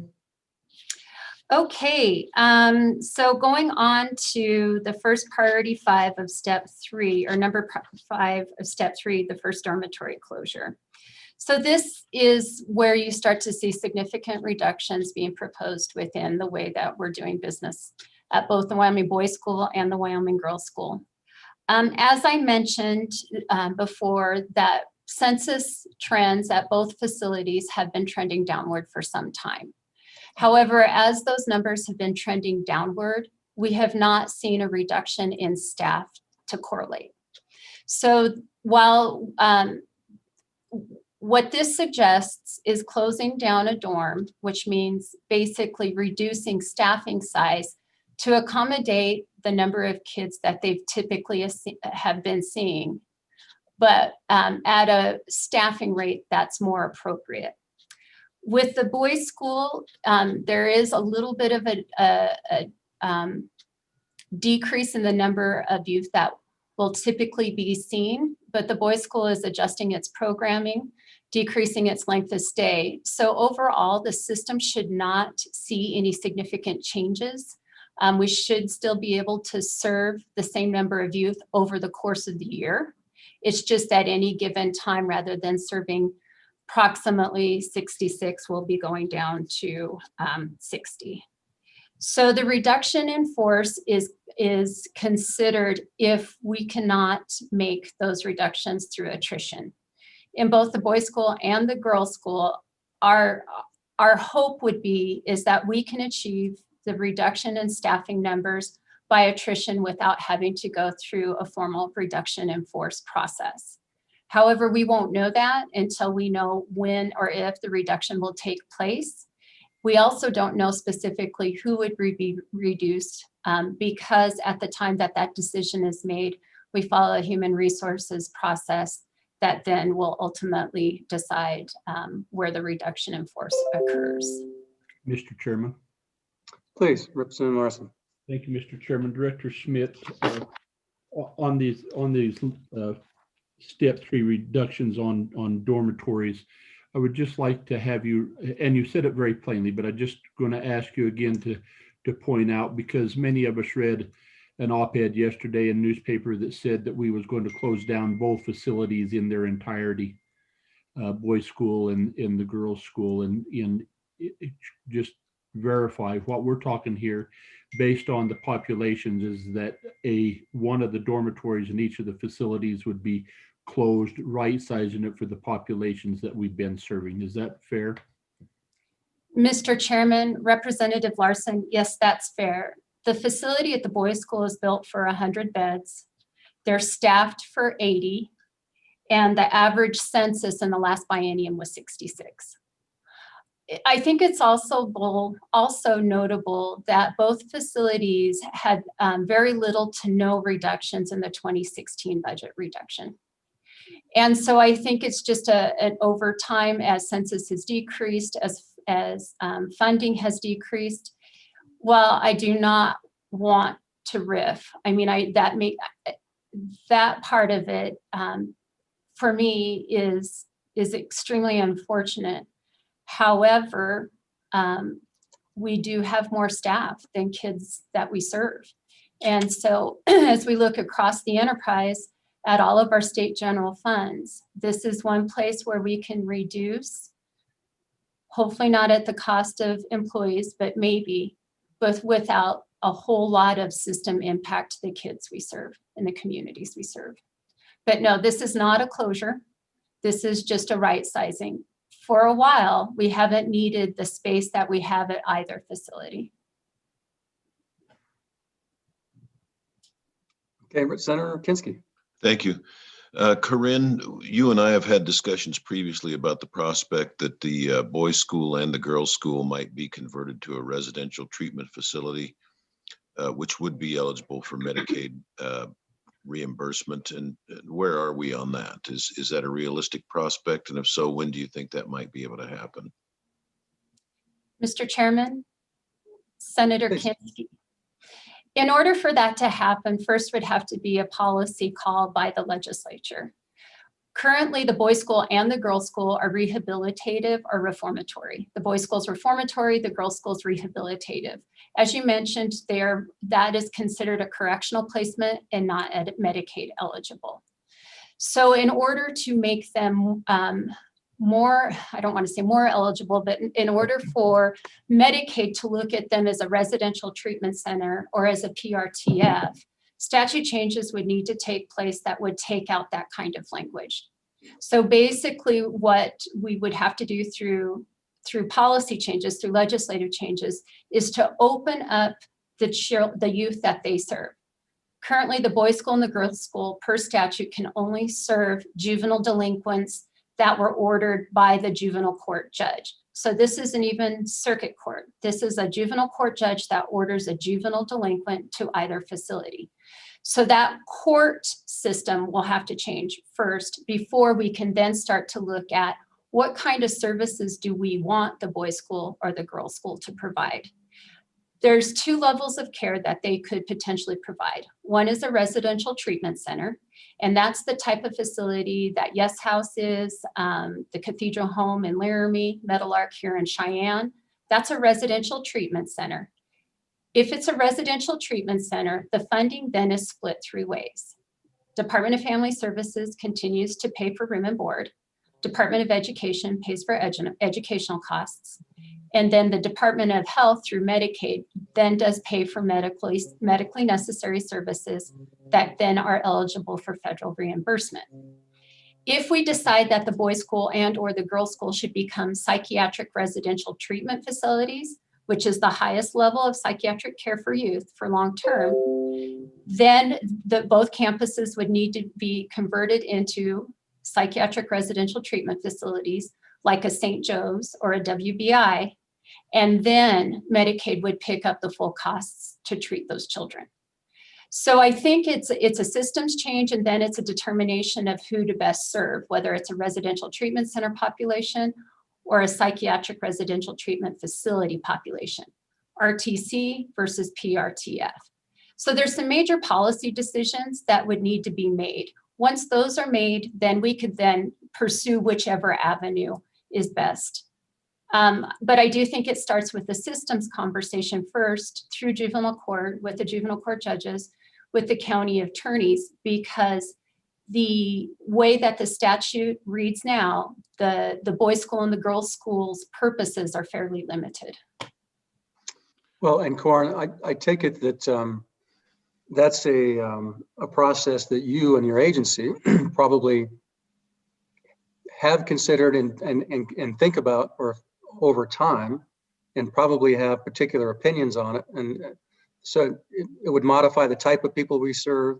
It would modify the necessarily substantially reconfigure the grounds on which they're located, and which would have, I would imagine, a sizable cost to redesign and do all those things. And so then bundling all those together in terms of facilities, costs, and all those combined, is that an analysis that the department has looked at in the past? And what's the process for you to make that internally, to make recommendations or to move in that direction, or at least to consider?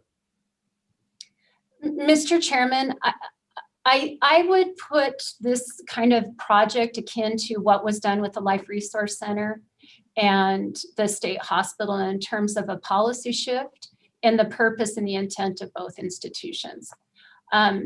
So I do not think it's a decision that we can make internally and just drive for. I think it has too much system implication in order for that to be just a simple department policy change. It would require, like I said, extensive review of the statutes, but it also greatly affects a lot of partners. And so it's one that I think would have to be done in combination with the legislature, because there are some big policy changes there, also done in conjunction with partners, with the judges, and certainly the Department of Health and the Department of Education, because they would also be impacted by this switch. So I'm not dogging the question. I just do not think that it's an internal decision to be made by the Department of Family Services because of how extensive it would be in terms of affecting juvenile court judges' ability to sentence or to place at the boys' school and girls' school, county attorneys to make the decisions about juvenile delinquents. And then, of course, we have a provider system that would be impacted that I think would have to have some sort of conversation as well. So Yes. So maybe I asked the question wrong. The question is, let's assume that the first question is it a valid conversation to have? In other words, do we have a special, similar to like the health committee that we had in the past, look at this, is this what other states are doing? Is there data that demonstrate this is a better, more proactive and treatment-oriented process versus what we currently have? And so how would we find those answers? What would you do if the legislature says we want to know the answer to this? So let's form a committee or let's do the homework to figure out what's best. How would you go about doing it? Mr. Chairman, I think, if the legislature asks that of us, we would certainly start to dig into it. Whether or not there would be a task force created like there was in the past, that's certainly up to you, but it would be an extensive study because there's implications that ripple throughout. So certainly we do not have the capacity in-house to take on that kind of extensive study. And the reason why I say it's extensive is because it involves the Department of Health and involves the Department of Education. And then it also looks at a large discussion about what's happening nationally in terms of best practices, et cetera. Certainly if mandated, we would do it, and certainly would try to do our best to get it done comprehensively, but it is a big time commitment and would be a big lift. So I guess what I would ask is that the legislature formally ask us to do that, and then we start to put together a plan or a proposal in order to see it through. And Mr. Chairman, one more follow-up, please. Go ahead. I appreciate that, Corinne. And earlier we were looking at the capital construction budget, and there was a request for a fairly substantial amount of money to tear a building down on the boys' school and build another new building. If the national trends are working against institutions like this, is it prudent perhaps to just wait on that particular CapCon request? Mr. Chairman, Senator Kinski, that request is to provide buildings to protect the equipment that's been purchased. So it's a preventive maintenance request to some extent because it can cover a lot of the equipment that's used to take care of the grounds. Whether it's prudent or not to wait, the equipment is still necessary. The space of the grounds is still the size that it is. That's not going to go away. So I'm not sure it's the type of capital construction request that could be put off as if there were maybe a proposed remodel to a dorm, for example. Thank you.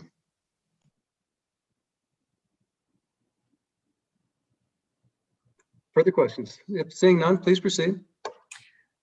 Okay, we are now on to the girls' school, page 22 and 23.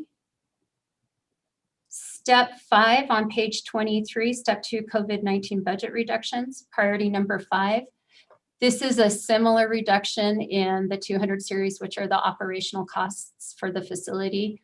In the same places, utilities, foods and services, some educational materials, and then some training. Moving on to page 24, step 2, and again, step 2 are reductions that have already occurred. This is the vacant position elimination of 3 vacancies. It was security and dorm positions. Moving into step 3 on page 25, priority number 3. And in addition to priority number 3, I think it's important to talk about priority number 4 as well. Both of these really have to do with the closure again of a dorm. And this is where you see some attrition, being able to achieve some reductions in positions through attrition. And then the remaining positions that are slated for elimination through priority 4 are those that are currently filled. So it's a combination of these two reductions where you see staff reduction to right size the facility. Moving on to then the 5901 division, which is starting with the director's office. Mr. Chairman. Mr. Chairman. Senator Kinski. Just a quick question, Corinne. I didn't hear you use the word RIF with respect to the girls' school. This is all just closing out vacant positions. Is that correct? Mr. Chairman, Senator Kinski, priority number 4 is a RIF. It's a reduction in 6 positions. However, that number of RIFs may be reduced if vacancies occur between now and the decision is made to reduce. So if we were to implement the reductions today, it would result in 6 RIFs. However, over the course of the next 6 months, it may be less than that. Any vacancies that come open, we freeze. Okay, thank you. Mr. Chairman. Please. Thank you, Mr. Chairman. Just a general question, boys' school and girls' school related. With the military department's proposed closure of the Cowboy Youth Challenge Academy, do you see that there might be an increase in your populations at either of those facilities? Mr. Chairman, Representative Walters, I think that's a good question. There's a program that's certainly the challenge program. We're going to talk on one of our programs today that we've eliminated that I think are going to beg the same type of question, which is if you reduce the number of services that are available to youth prior to coming into a juvenile justice system, then is that going to increase our census on either side? And I mean, intuition says yes. To what extent, I really couldn't tell you. It's that package of options, I think, at the community level that do help. And so as we continue to eliminate those, it will impact us, but I cannot give you any indication of how much. Thank you. Representative Kinner. Thank you, Mr. Chairman. Director, you did a good job of helping to explain the right sizing at the boys' school with 100 max, currently staffed at 80, and then actual. Could you give us those same numbers for the girls' school, please? I see the numbers in there, but you put it very clearly for us. Certainly, Mr. Chairman, Representative. At the girls' school, they are built for 64. They are staffed for anywhere between 50 to 55 girls. And census in the last biennium averaged 31. Thank you. Sure. So could you follow up on that, Corin, 31, and then what's been the population for the last 3 or 4 years? I mean, is that trend declining? Is it holding consistent? Mr. Chairman, the average was in the last biennium, so it was for over the course of the last 2 years. I could get you the years before that, if you'd like. Are they comparable, around 31, 35? Mr. Chairman, they have come down, but I don't remember what the pinnacle was, from what level they have come down. Okay, thank you. Any further questions? Please proceed. Okay, going back to the director's office on page 30. The bottom of page 30, you see our step 2 COVID budget reductions. Priority number 3 is a reduction in supportive services. You just see a lot of reductions to our 200 series, which is our training, travel. The director's office provides support to central registry, our training unit, HR. Expenses were formerly in here. And you also see that we gave up a vehicle that had been assigned to staff in our economic security division. Moving on to page 32, priority, oh, I see Representative Schwartz. Mr. Chairman, if I may. Please. Yeah, I Representative noticed, Schwartz. thank you, Mr. Chairman. I noticed in two places there you have contract services that are reduced, and I'm curious what those contracts are. Mr. Chairman, those contracts and Representative Schwartz, those contracts were for two different purposes. One was in our fiscal area that had been money that we're not quite sure what it was there for originally. And then the second reduction was to, on our human resources side, we had contracted with folks to do outside investigations or fit for duty evaluations. And so those dollars were reduced. Thank you. Although if you don't know what the money was for, how can you reduce it?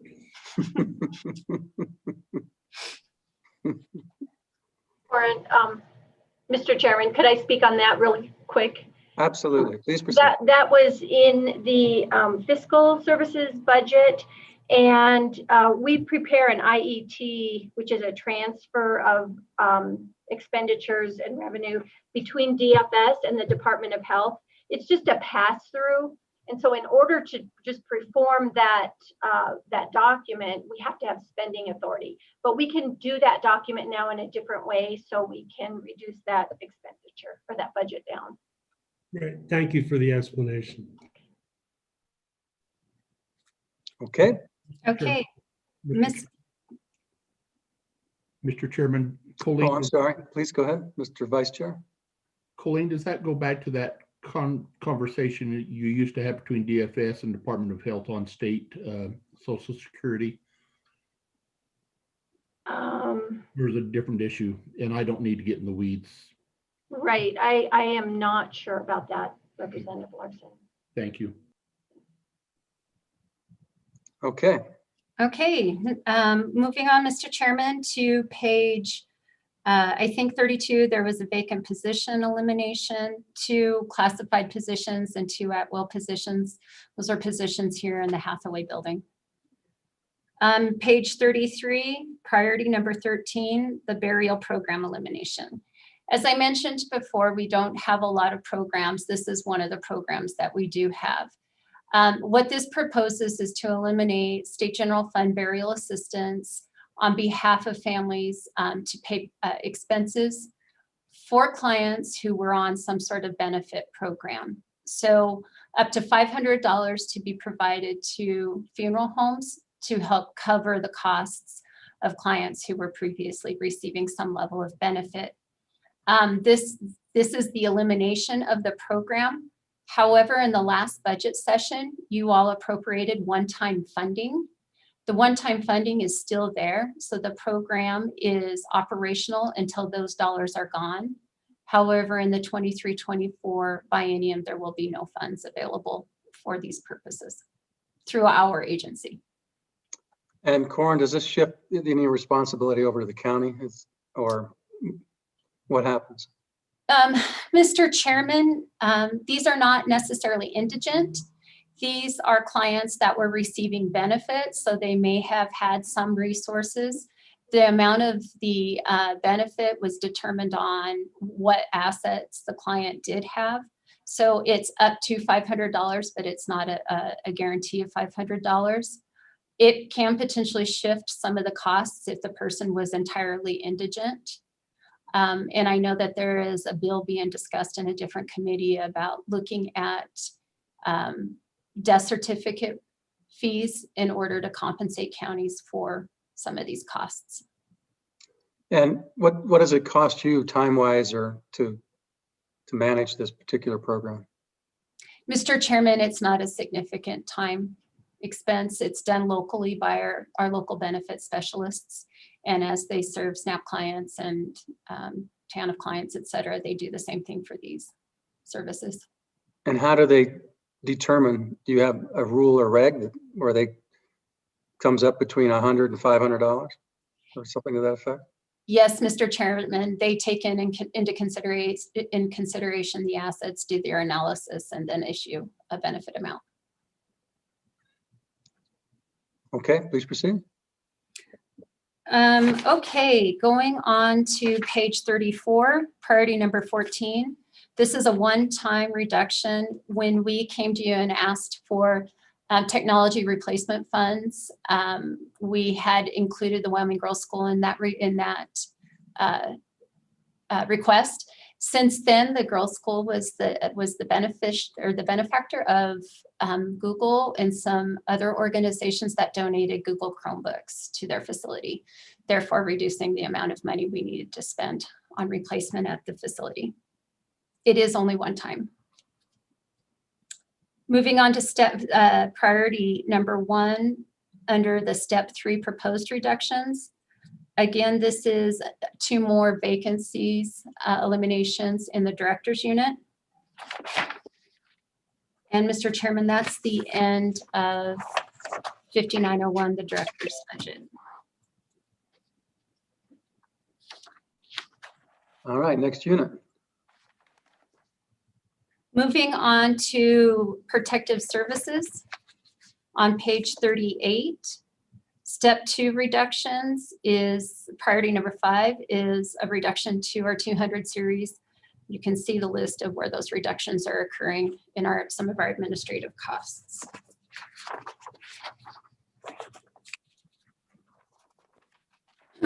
Moving on to page 42 in budget unit 5904, juvenile justice.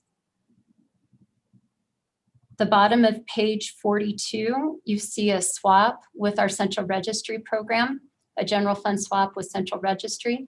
Central registry is where anyone who has been substantiated of abusive neglect of a child or a vulnerable adult, that substantiation is recorded, which means in other terms, the substantiation is they have found to have committed abuse or neglect against a child or a vulnerable adult. The names are kept there because there's different industries that want to ensure protection for their clients, such as nursing homes, child serving facilities, child care facilities. So we maintain this registry for a fee, $10 a fee request, and then we report out whether or not that prospective employee shows up on the registry. So we do have some funds available to us to offset the costs of providing the service, which is done with about 2.5 FTE. And then the associated mailing costs, et cetera. Sure, Representative Larson. Thank you. Director Smith, I just want to make sure I understand that again clear. So if I was an employer, I would make a request to your department to make a search on a prospective employee. You would do the search and then I would pay that registry fee. Is that correct? Is that how that's generated? Mr. Chairman, Representative Larson, yes, that's it. Mr. Chairman. When was that last changed? Did we just change that last, and what's that fee now, Mr. Chairman? Mr. Chairman, Representative Larson, that fee is statutorily required. We have requested as part of this a consideration to give the department authority to set that fee rather than to have it in statute. At this point, we don't need to make any changes to it, but looking on, there may be a potential at some point we'll have to increase the fee to cover our costs. Thank you. Mr. Chairman. Better sooner than later. Go ahead, Representative Summers. Mr. Chairman, thank you. I guess, this is a question to LSO staff. Do we have that kind of zeroed in on in our fee bill, or Representative Larson? Is that part of what you were looking at for fee bill stuff? It was, and Don, as we got into this conversation, because it's been over 2 days ago since I thought about it, I think that we do have that considered in the fee bill, don't we, Don?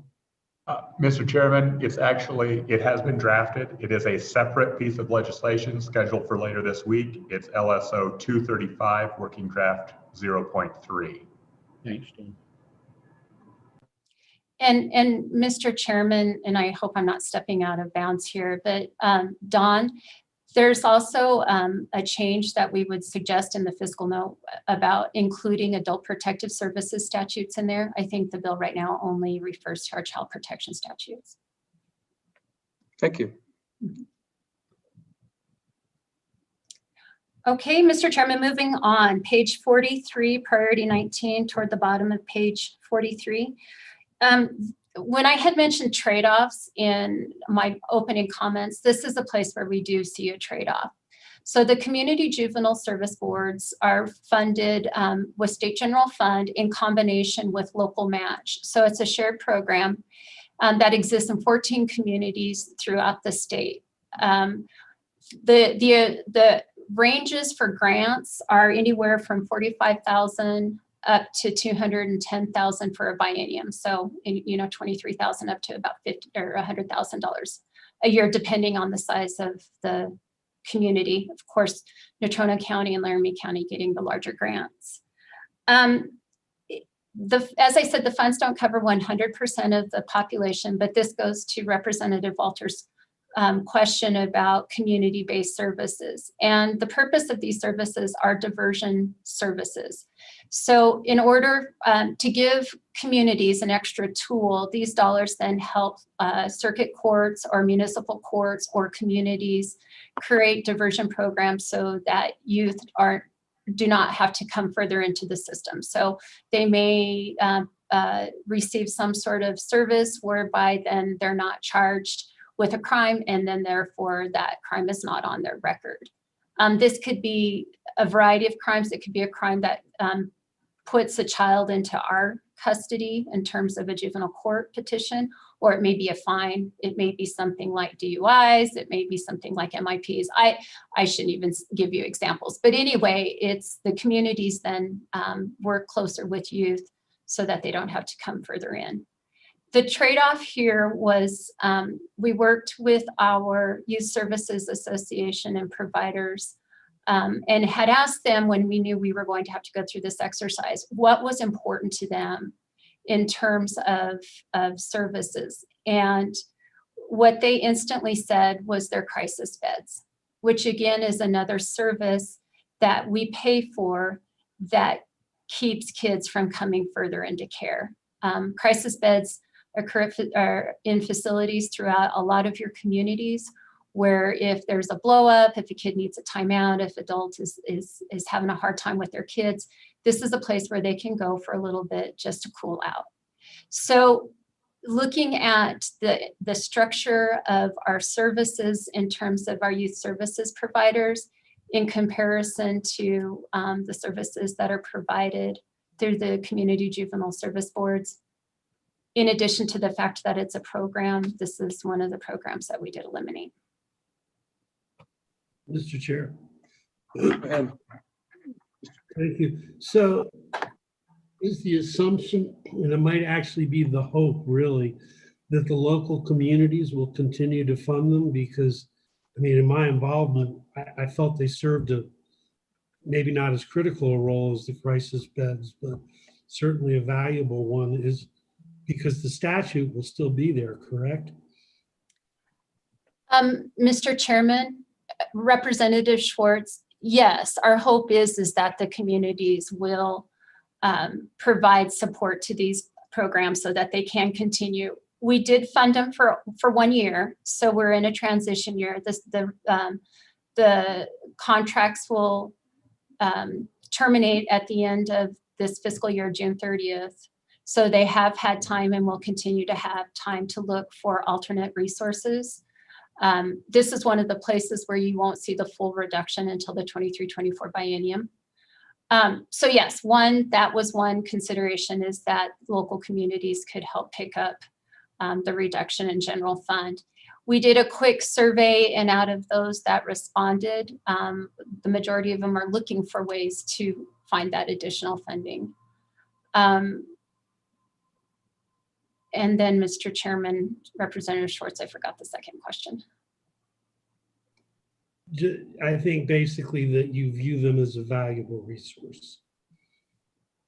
Mr. Chairman, Representative Schwartz, yes, we do see them as a valuable resource. And we had met with the State Advisory Council a little while ago, who had legitimately expressed concerns about this budget elimination. And my encouragement to them was to look at what's happening in those local communities and to work with collecting data to see if we do have any adverse impact as a result of, especially in those places that reduce the programs altogether. I think that they're in a better place to do that analysis, as so many of those youth are served before coming to the attention of DFS. I mean, a lot of those kids get diverted before we even know them. So looking for a way to kind of track that locally, I'm hoping that the State Advisory Council might consider looking into that further. Thank you very much. Yeah, and just, it's a comment really. It's another place that we've seen throughout the budget. This is another one where we're cutting funding from the state and in the expectation that local governments will pick up the difference. And at some point, the local governments are going to have difficult decisions to make. Mr. Chairman. Go ahead, Senator Kinsey. Corinne, here again, just a brief response of some kind.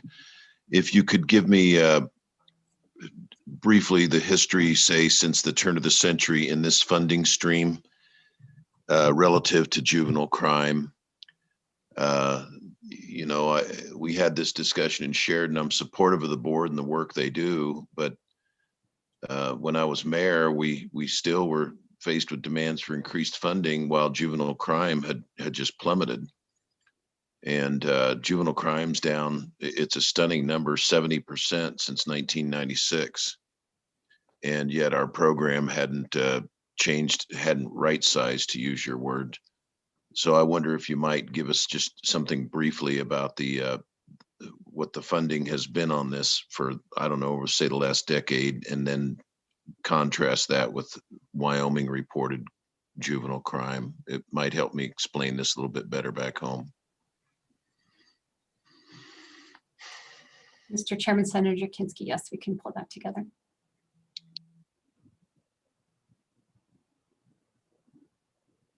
Okay, moving on then. Page 44 at the bottom, priority number 21. This is just a technical cleanup. This is a position that we have eliminated, but in order to eliminate that position, we had previously, before targeting it for elimination, used some of the money in a different position, and that position is in 5904. So this is a cleanup for budgetary purposes to show that money was moved from one position into another.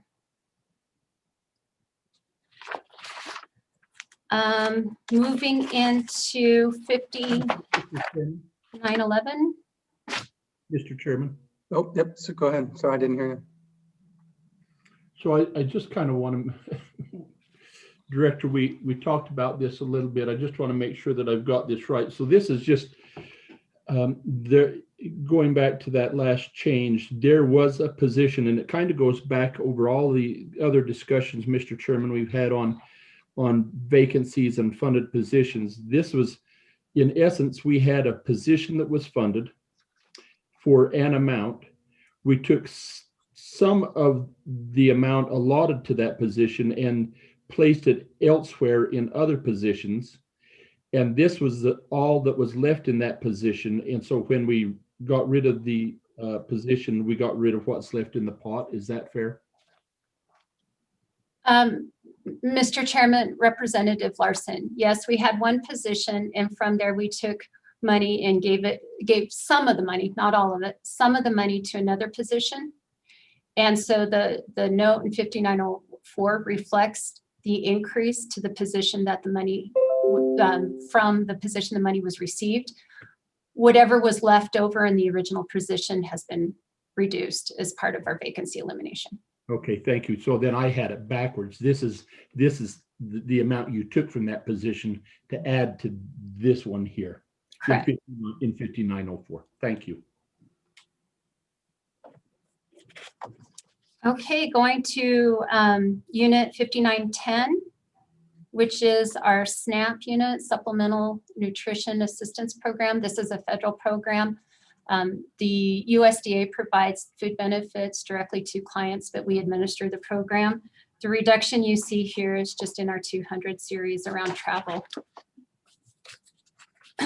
Moving on to unit 5911 on page 51. at the top. This is child support. This again is another federal program of which they match substantially the costs of providing this service. Section 5, Step 2, COVID budget reductions, priority number 1. This is a reduction to ETS in their 400 series. We've had this money, have not used it so far, and identified it as a reduction. It had originally gone for a position, haven't needed the position, so we're now eliminating the funding. And remember, this is a little bit different. We don't have the position in our budget. We pay for it through direct bill. And so the money is reduced out of our budget, ultimately will not go then to an ETS employee. Mr. Chairman. Go ahead. Mr. Chairman, thank you. Director Schmidt, I just wanted to quickly bump back to page 49. And it's just a question on these federal programs, and I'm just using this one as an example. You were able to cut some general fund here. How close are you now on the amount of general fund that's needed to cover your federal obligation? In other words, I'm assuming you have a maintenance of effort or a maintenance of match, or however you all describe that. Are you like sitting pretty close on that and kind of on most of these federal programs? Could you speak to that just a little bit in general? Thank you. Sure, Mr. Chairman, Representative Summers. Just to go to this specific example of SNAP, this is one where we match administrative dollars. So as much as we spend, then we would get that matched. And in this particular budget, we're fine. I think the conversation is going to get really interesting when we start talking about our local services budget in 5915, because in that you're going to see where we reduced our state general fund portion of service dollars, and now we'll be relying more heavily on our TANF dollars. And we have looked at other scenarios in terms of budget reductions as we looked at all of our options. And a lot of the options that you do not see on here are because they got dangerously close to affecting our ability to maintain our maintenance of effort for TANF. So there are some places where we are close. TANF is one, and then the child care block grant, which you don't see any reductions to because of the same reason. Thank you. Go ahead. Okay, child support, page 51, unit 5911. Mr. Chairman, this is a federal grant program or a federal program that is matched. So as many dollars as we want to spend, the federal government will match it. This is not a place where if we get too close in reducing general fund, that the whole program is at risk. But what it does is it cuts into our ability to operate the program. It's a heavy match of 66%. So for every dollar a state general fund we cut, we lose 64 cents of that because of the federal match. So again, trade-off in the beginning of the conversation, I had mentioned that there are some places where we just couldn't avoid a federal fund reduction, and this is one of those places. So the general fund reduction isn't substantial. The federal fund reduction is. But when we were having to sit down and make choices, especially as we looked across other service providers, we felt that this one was appropriate. So I covered priority number 1, which is the direct bill reduction. Priority number 9 is a reduction in the support services. This is our 200 series. And priority number 10 on page 52 is an elimination of 2 positions. A little extra about the child support program. It really operates in two different sections. One is direct services. So we pay local providers, sometimes they're government entities in part of the state, it's a private company. We pay them to do the actual child support services in terms of courts, issuing the orders, tracking down non-custodial parents, et cetera. At the state office, we administer the program, but in addition to processing every child support payment that's made through the state, whether they use our program or not. and that's the state distribution unit. So they take in all child support payments and they pass out all child support payments, regardless of who's been ordered a child support payment. However, it is a federal program. So a lot of what we do then are dictated by the federal regs, but there are some parts of child support that cover anyone who is either paying child support or receiving child support. So Corin, on that, the number on page 53, where you have roughly $70 million in fiscal year 2019, does that include all of those combined as opposed to what you're actually enforcing? Mr. Chairman, that $70 million is in direct child support services. So those are the community services, court orders, attorneys, case management. How has that number changed? I mean, is that continually going up or is it? The amount that we spend? Yeah, that's 70 million of how much goes through the program. Child support. I'm sorry, I misunderstood your question. That's $70,000 in distribution of child support. I thought that was the amount we spent. I don't know if it's going up or down, and we can get that information to you, or Christy may want to speak to that. But I do have to say that we are, for the 7th year running, the #1 program in the US for child support. And that's compared on several key performance indicators that every state are measured on. So just a little bit of a shout out to that program. They do a good job. In terms of the $70 million, I don't know if that's up or down compared to previous years. Representative Stiff. Mr. Chairman and Director Schmidt, yeah, congratulations on keeping the child support enforcement program #1 in the nation. That's really quite an achievement. It really is amazing. One of the features is the Federal Parent Locator Service, I guess. So you do a great job of identifying the fathers out there. There was a couple years ago, we had this brilliant bill that became law, Medicaid Fairness Act, which was supposed to be a moneymaker, but it's not been working very well. And so my question is to you, is there a way to, and the idea of that was to get single fathers to, chip in for the cost of Title 19 Medicaid births paid for by the state. So one of the reasons it seems that the Medicaid Fairness Act is not working very well is that if a mother doesn't ask for child support because mom and dad are living together, then the state just doesn't really know who the father is. And not being able to identify the high income father has been a problem in making the Medicaid Fairness Act work. So with that long wind up, my question is there anything we could do to amend the Medicaid Fairness Act to help locate the fathers and consistent with federal law and make it a money-making program instead of kind of a drain on you? Thanks. Mr. Chairman, Representative Stiff, not to rehash the history of that legislation, but I do think that using the child support program as the collection entity for Medicaid is what makes it problematic. Because that you're using the child support program, then everything is based on the regulations set forth by the child support program, because you're using it to collect those dollars, right? So the federal government is helping you. So in a sense, the parents have to agree to cooperate with child support like they would in any other way. If they choose not to, if they don't turn in their information, that's all we do. And so that's one of the issues, is that we're really, to use our services, they really do have to then become part of our program. And if they choose not to comply, they choose not to comply. The penalty for that is that then moms are not able to receive ongoing Medicaid. But by that time, they only get 3 months, I think, of Medicaid because of their birth anyway. So that's a long way of saying what maybe I would suggest is looking at another enforcement mechanism outside of child support to recover those costs. What those would be, I don't know, but I do think part of the issue has been trying to use that particular program to get that kind of enforcement is really difficult, because then it's subject to all the things that we have to do. Another part of that too is that when we go out to recover those costs, if there's a non-custodial parent and they have previous costs as well that we're after, we're going to take those first.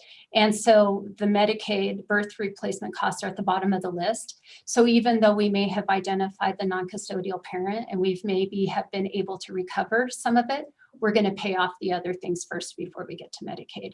And again, that's federal reg. And Mr. Chairman, this is Christy Arneson. I can answer your collection question if you would like me to. Sure, go ahead. Great. So Mr. Chairman, with regards to your question on that 70 million, that is collections just to the cases that the department has within its program. So not all child support cases across the state. Those are just the collection numbers for what we call our 4D cases. And just for perspective, we did increase, so our collections for federal fiscal year 20 was just over $76 million. Now, I will say some of that has to do with the stimulus payments that went out to people for COVID because those were garnishable by the child support program. So we did see an increase, but we also saw an increase in our current support that we have collected. We are now collecting at a 70% rate on current support for child support. And for perspective, and just for federal fiscal year 20, our expenditures were just around $10 million. 3.6 million of those dollars were state general funds. So, and we have a larger chart that goes all the way back to 2009. I know we provided it to you last year, but happy to provide it again this year if you're interested.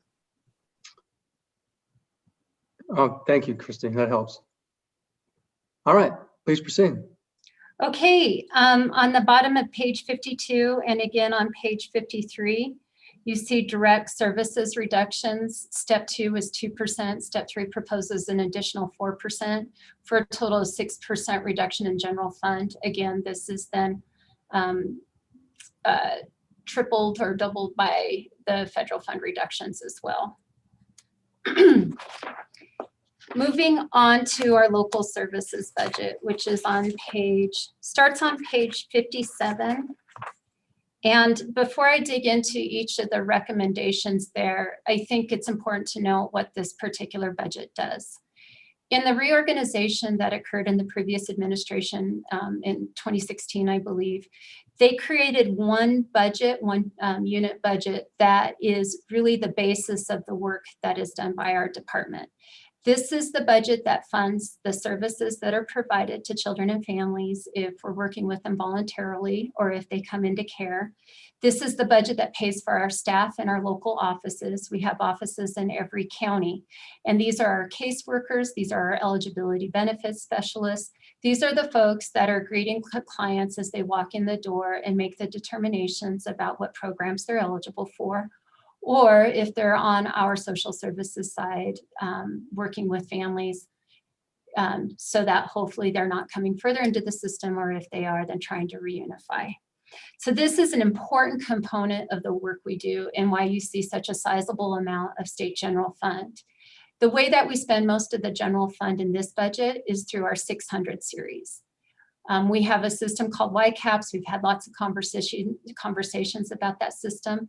But it's also a claims management system. So the money in the 600 series is paid out per client to providers for a particular service. Of those dollars that are spent in the 600 series and in other places of our agency, but particularly in our 600 series, we do have available to us $4E dollars, which is a federal funding match. And then we also use TANF. The $4E dollars are based on eligibility of the client and eligibility of the service. So when we serve a family, we make a determination whether that family is 4E eligible. And then if they are, then any service that we receive, that we pay for, that's 4E eligible, then we pull down federal funds. That percentage changes, and it's real complicated and I can get into it, but in a nutshell, what it says is that percentage changes based on our overall population. So we are constantly estimating how much 4E we will be pulling in. TANF is a little bit different. There has been TANF dollars allocated to this budget for a very long time. However, TANF is also an eligibility-based program. So in order to use TANF block grant dollars on social services, again, the child has to be eligible, and then the service has to be eligible. With Lindsay Schilling's direction, and she's really been a mastermind at this, we are able to identify more children who are TANF eligible which is why we're able to use more TANF federal dollars to help pay for this program. And that's important, and that goes to Representative Summers' question about maintenance of effort. In previous years, we've used general fund expenditures to meet our maintenance of effort requirement. Instead, we're looking deeper and closer to find any child who's TANF eligible. And then after we meet our maintenance of effort requirements, any other services for an eligible TANF child, we can use federal funds. But we have to meet our maintenance of effort first before we can draw down our federal funds. So I say that by way of background, so as we walk through the rest of these reductions, they may make a little bit more sense. Looking at page then 59, a local services support services reduction, priority 16. Mr. Chairman? Go ahead, please. Thank you. Karen, this is Drew Perkins, Senator Perkins. Just a quick question on your comment you just made a second ago on the maintenance of funds. If we do what you just suggested, and so that you fed your maintenance of effort funds that are required by the state, then you start to draw down federal funds. When we go back the next year, doesn't that just simply ultimately obligate us then to increase our maintenance of effort state funds because we've drawn additional federal funds? So anyway, does that get us in a place where we end up chasing just an ever-growing requirement for maintenance of effort? Mr. Chairman? Go ahead. Senator Perkins, it's good to hear from you. The TANF grant is a little bit different in that it's a block grant. So we are allocated the same amount. In order to receive that annual allocation, we have to meet our maintenance of effort. So it's a fairly static amount. But when we reduce general fund, it cuts down the number of dollars that may be eligible for maintenance of effort. And that's the risky part. Does that answer your question? Yes, thank you. Mr. Chairman. Go ahead. Thank you, Director Schmidt. Going back to the 4E reimbursement, and I want to reiterate my understanding that that is a reimbursement for those that qualify for the services. And so then does your department then have an ongoing obligation for audit and compliance?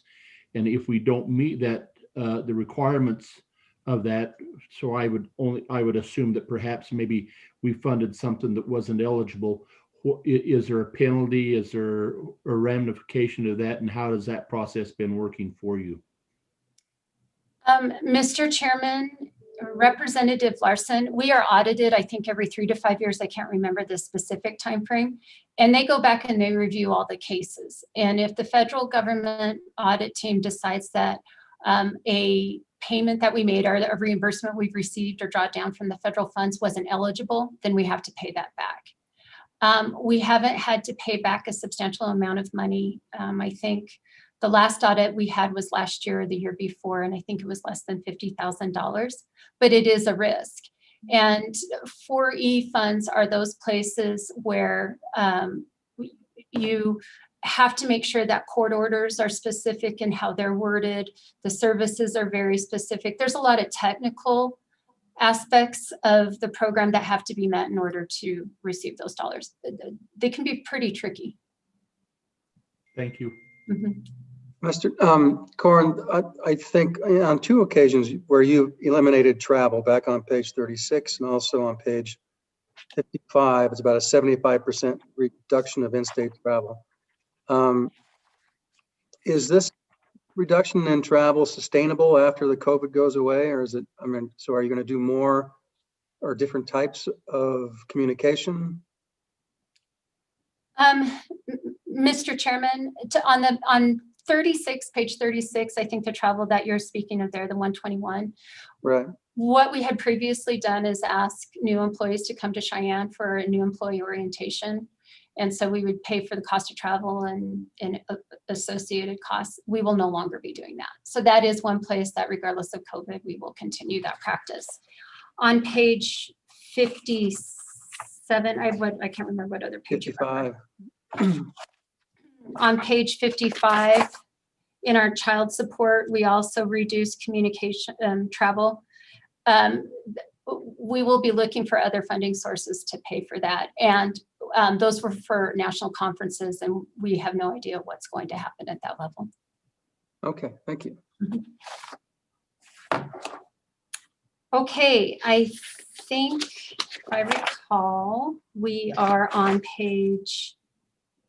the bottom of page 59, priority number 17, vacancy position elimination.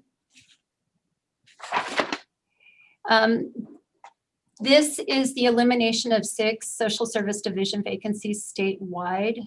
Again, this is a step 2 reduction. These have already occurred. And we've adjusted staffing accordingly. You can see an explanation of reduction in all of these, what specific positions that we did cut. Going on to page 62, priority number 18, step 2. This is the meat of the TANF conversation that I was mentioning earlier. We've reduced general fund, and instead we'll be using federal funds that were previously authorized to use, but we did not identify enough services to use it. Again, with changes in our administrative practices and in the field, we are hoping to do a much better job of identifying. This is brand new. We started this on July 1st. First quarter indicates that we're on track, but this is something we're going to be monitoring very closely throughout the next, throughout this biennium to make sure that we hit the target. On priority 20, page 63, we eliminated $2.7 million, of which 2.5 of that was general fund. This is over the spectrum of the 600 series over the course of the biennium. So we are just stretching these reductions all across the board, looking for opportunities, decreasing lengths of stay maybe, trying to provide more services in the community rather than recommending a child be placed. This is, again, somewhere where we're going to be watching very closely to make sure that we stay within budget, monitoring on a monthly basis. On page 64, priority number 22, this is just a 20% reduction to one-time funding that we received for this biennium. Originally, it's $200,000 for court-ordered placements with the intent to serve really high-need kids. So the reduction was a one-time reduction. The remaining $180,000 we're using. Most recently, we used to pay for additional days of a child in a very expensive placement. So it's just used based on need, but it is only one-time funding. Mr. Chairman? Go ahead. Thank you. Yeah, Court, I want to go back to the to page 63.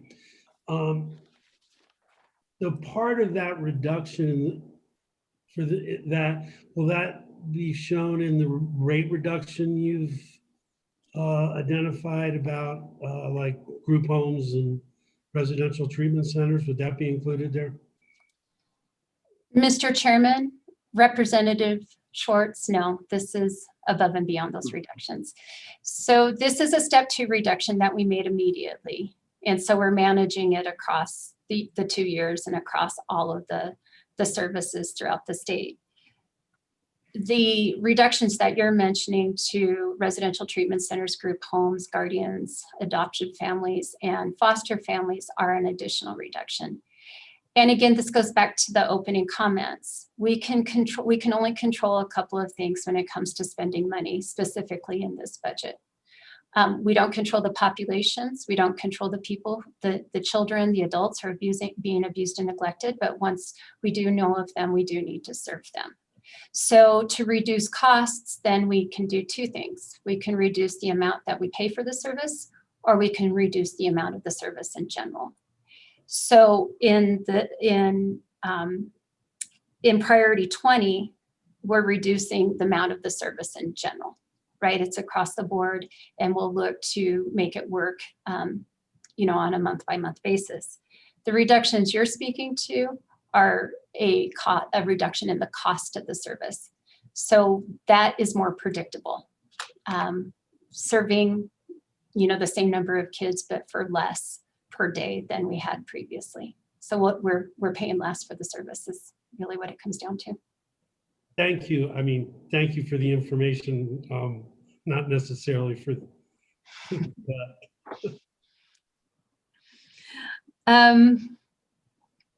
Okay, I think I was on page 64. This is step 3 proposed reductions. So again, these have not occurred. These are planned. The first is to the residential treatment center rates. It's a reduction of 6% from $175 a day to $164.50 a day. So still asking for the service to be provided, just paying less for it. The next one is priority 7. This is a group home rate reduction. So Corin, I'm just doing the math. That breaks down to about roughly $33,500 per individual. Is that right? 33.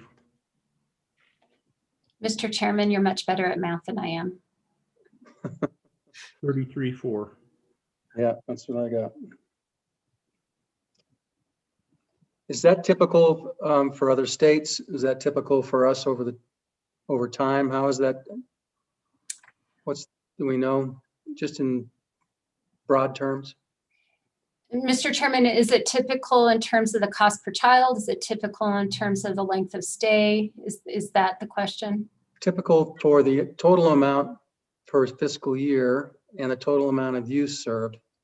So kind of all of those things. Mr. Chairman, I don't know compared to other states. That is information we could get. There is something interesting about the rate setting that happens though with residential treatment centers and also group homes. In 2016, there was a reduction made to general fund that eliminated the use of Navigant to do reviews of the costs of residential treatment centers and group homes so that we could accurately capture the cost of providing that service. From what I understand, there were no additional dollars to be spent on rates, so there was then no point in doing the study to find out what the rate should be. The Department of Education uses Navigant, as does the Department of Health, so I know that they still use those services. This department chose to no longer look at that.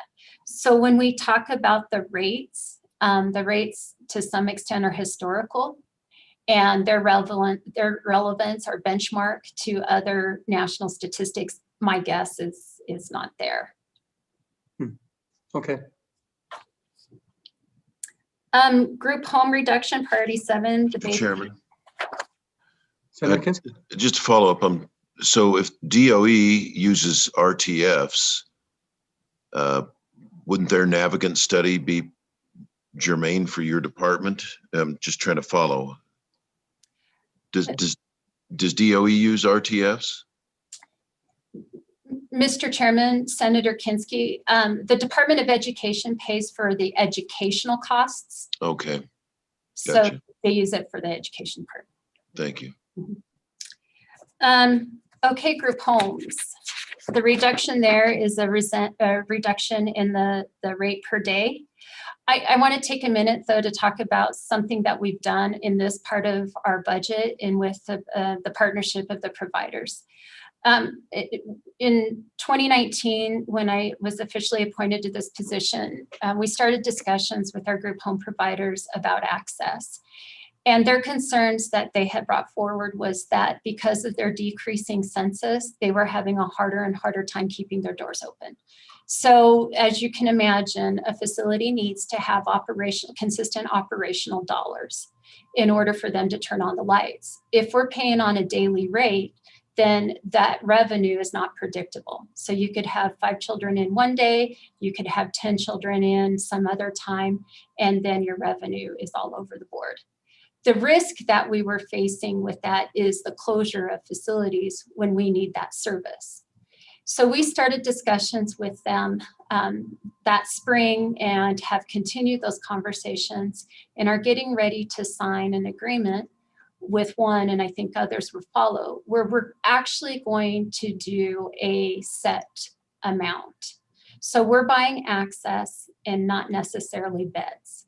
So the providers then at a negotiated amount know how much money they're going to be receiving from us. We know that we'll have access to beds when we need them, but there's a few additional components there that I think are pretty cool.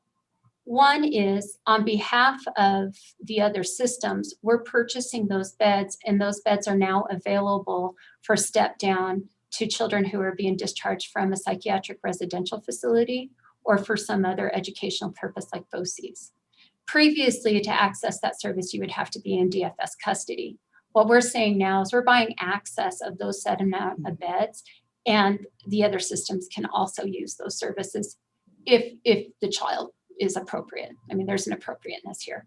So that's the first thing that we've done.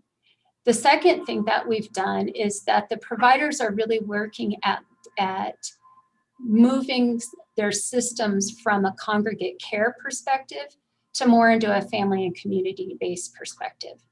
So when we look at the community juvenile service boards, for example, and that reduction, we are also working with our youth services providers to look at how to kind of slowly shift their service provision to provide more support for families, either through crisis or otherwise, so that children or youth don't have to come into DFS custody in the first place.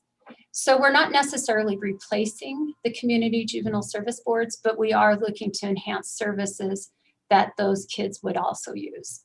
So it gives us a level of predictability for our budget, because otherwise we're watching our budget go up and down, so we know exactly how much we're going to spend. It also provides consistency in revenue so that the group homes and the crisis shelters can provide that service without fear of always having to shut their doors. So it's brand new, and we're just introducing ourselves to it. We'll monitor it very closely to see how it works. But it is one way that we identified that administratively we can do something to control costs a little bit better, provide some stability to the system, and give us access when we need it. Mr. Chair. Go ahead. Thank you, Mr. Chairman. So Corin, and my memory is a little shaky here, but when you mentioned that you're emphasizing more family counseling as opposed to just going directly into group homes and the like, didn't the federal program, I believe it's Families First, actually prefer that and give funding for those efforts? Mr. Chairman, Representative Schwartz, yeah, Family First was federal legislation that was passed that allows us to use 4E dollars for services prior to a child coming into care.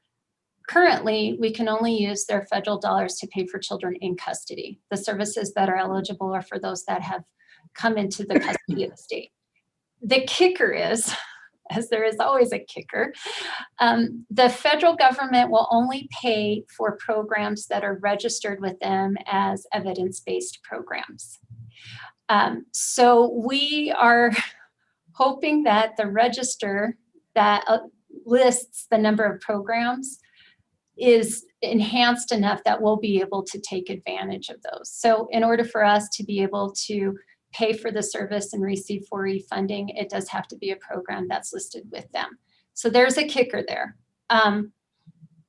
We are not yet ready to participate in 4E, the Family First part. We have another year. So we're writing our prevention plan. We're going through the bureaucratic stuff to get that done. And then we have until October 30th or September 30th of 2021 to become compliant. In the meantime, conversations with providers, conversations with communities, and looking at what that list contains and is it feasible to set up those programs, et cetera. Not to be a cynic, but my experience is with a lot of the federal programs or programs listed on these registries is that they're often beyond our ability to pay for them, or because we're so small, it becomes really cost prohibitive. You just need to have, a mass number of people participating in order to get any economy of scale. But I haven't given up hope, but I'm a little cynical. Thank you. I'm often a little cynical myself. Not me. Glass is always half full, Mr. Chairman. Moving on to page 67, vacant position eliminations. These are again proposed. Let's see, 5 positions there. And again, they're explained what they are. We're starting in that particular reduction to get into our caseworkers a little bit more. We're monitoring caseloads real carefully. In the event we have to go any further with reductions, this is probably a place you wouldn't see us cut any further because that is a key essential service that we provide. Priority number 9, local services on page 69. This is where it gets tough. These are reductions that are going directly to families who have either adopted children or providing guardianship so that they can live in a family setting. This is a 6% reduction. The average monthly payment for adoption is about $447. For guardianships, it's about $378. But typically when we talk about reductions, we've always talked about provider groups, but this is going directly to families. Page 70, you see another similar reduction on priority number 10. This is to foster care families. Part of the legislation that Representative Schwartz mentioned, and I think just philosophically and ethically is the right thing to do. Children deserve to be raised in a family. That's not always possible. And when that's not possible, certainly the congregate care providers are an essential component of the service delivery system. But at the end of the day, we want children to have the life in a family. If it can't be their own, then at least some other family. And that's the population that we're talking about here. The majority of the children in our custody are in foster family placements. They may be with relatives or they may be with non-relatives, but these are the homes, these are the families that you see that are willing in the middle of the night to take a child who's been abused or neglected and needs a safe place to be. So that is another reduction that all of the reductions have been tough. Some of them are a little bit tougher. Mr. Chairman. Go ahead. Thank you. So Director Schmidt, and you're pointing really to the heart of the conversation this committee has on, because these are impacting some really important. My question to you is, based on my observations, I don't see anybody getting into foster care as a revenue generating enterprise, but really to provide the service. And so when do you have fears that we get to a point that then foster care or guardianships say, sorry, we can't afford to do this? And if that's a real concern, or if hypothetically, can you just share with us, then what do? You don't get these children by wish, it's a court order to you guys. So then what do you do if there are no foster homes available? Mr. Chairman, Representative Larson, that's always an ongoing dilemma for us. Recruiting foster families, finding them, understanding that they burn out. They open their homes to children that can be unpredictable, and a system that can be highly unpredictable. So we're always looking for ways to hopefully make their experience a little bit better so that they stay with us through thick and thin. But yes, there is this idea of kind of a death spiral that I'm concerned that we would get ourselves into. And this just isn't with our foster families, our guardianships, or adoptive families. This is also with our substitute congregate care providers. That at some point, we're going to get to a place where we've reduced so much that people are not willing to provide the service, which means then that we have to go find another service, which is probably going to be in a more expensive service. And the only way then that we can, but we don't have enough money, so we have to reduce rates. but we can't find enough families or any of the providers at that rate. I mean, it just becomes this vicious cycle. And I don't know how much of it will come to fruition. I don't know how many families will choose not to participate anymore as a result of these reductions. I hope not many, but certainly it is a risk. It's a risk across all those services. Follow up, Mr. Chairman. Then that is so, but I think your requirement statutorily, as we've looked at this in the past, is you're following statute. If you don't have enough dollars, you have to go and reduce proportionately across those provider services. Is that not correct? Mr. Chairman, Representative Larson, in our substitute care providers, yes, that is the mechanism that we have, and that's around our more of our congregate care providers, our group homes, residential treatment centers. There's a provision in the court order placement statutes that says we have to reduce rates in order to balance the budget. So the more we reduce state general fund, the less we have available to it, the more we're going to have to cut the rates, the less that people are going to be willing to take these kids at a lower rate. I mean, that's the statutory mechanism, and that then puts us into that death spiral. Yes. Thank you, Mr. Chairman.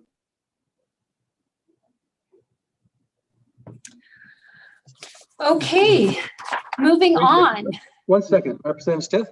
Mr. Chairman, and Director Schmidt, you may have already just mentioned this, but so the 6% reduction to foster parents, that does seem could be a burden on them. What is, and you may have already said this, but what is the average payment per child now,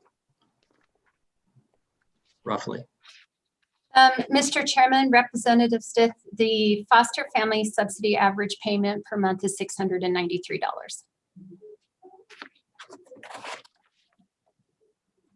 per child.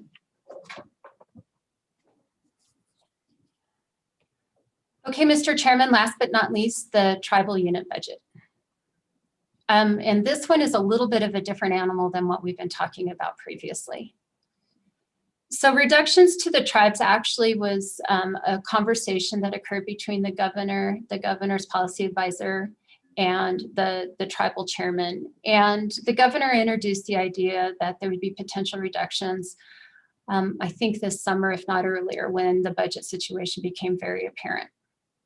Subsequently, the reductions to the tribal unit budget are happening in a few different ways.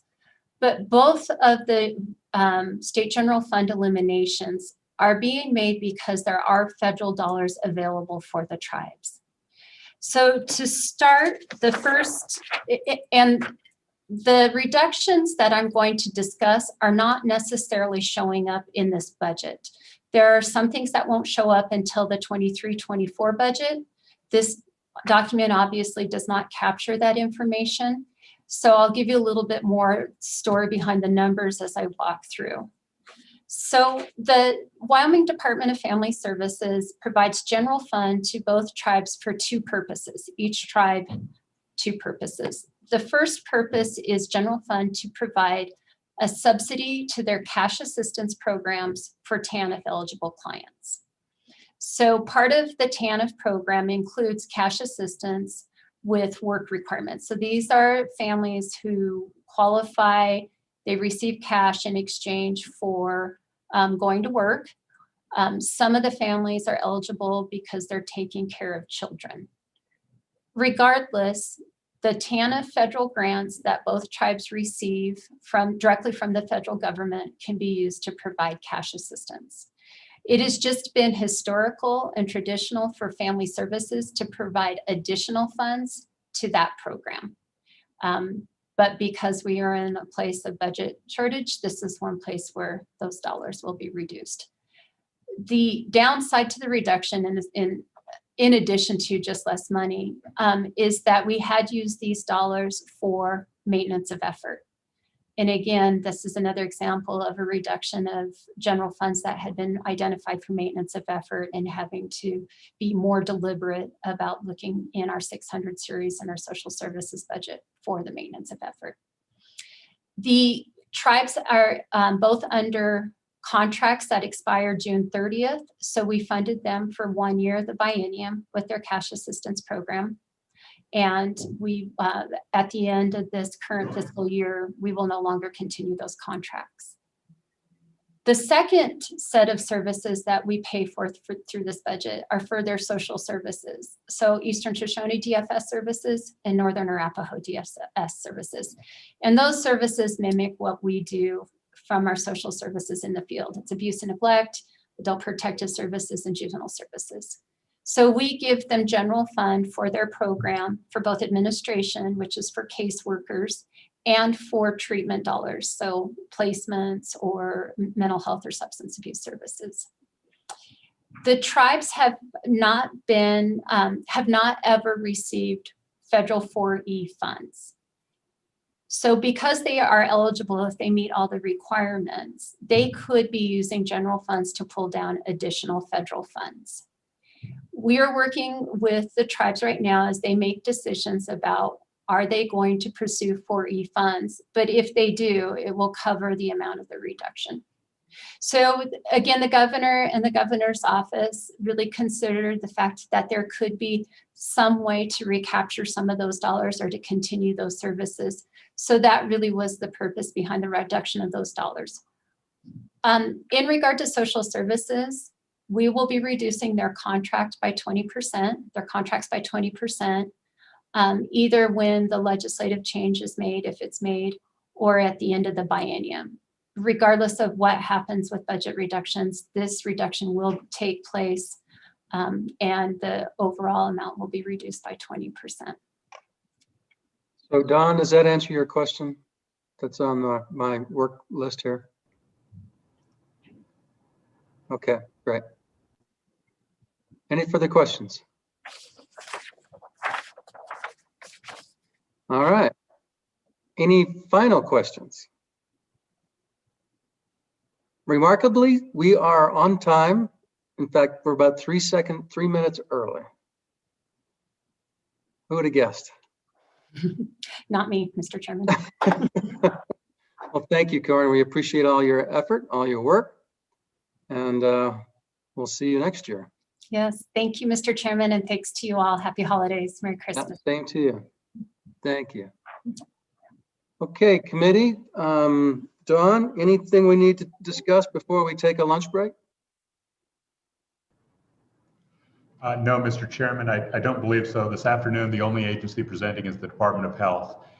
They did send out by FedEx, I believe, late last week, as well as by email, about a 6 or 8 page summary.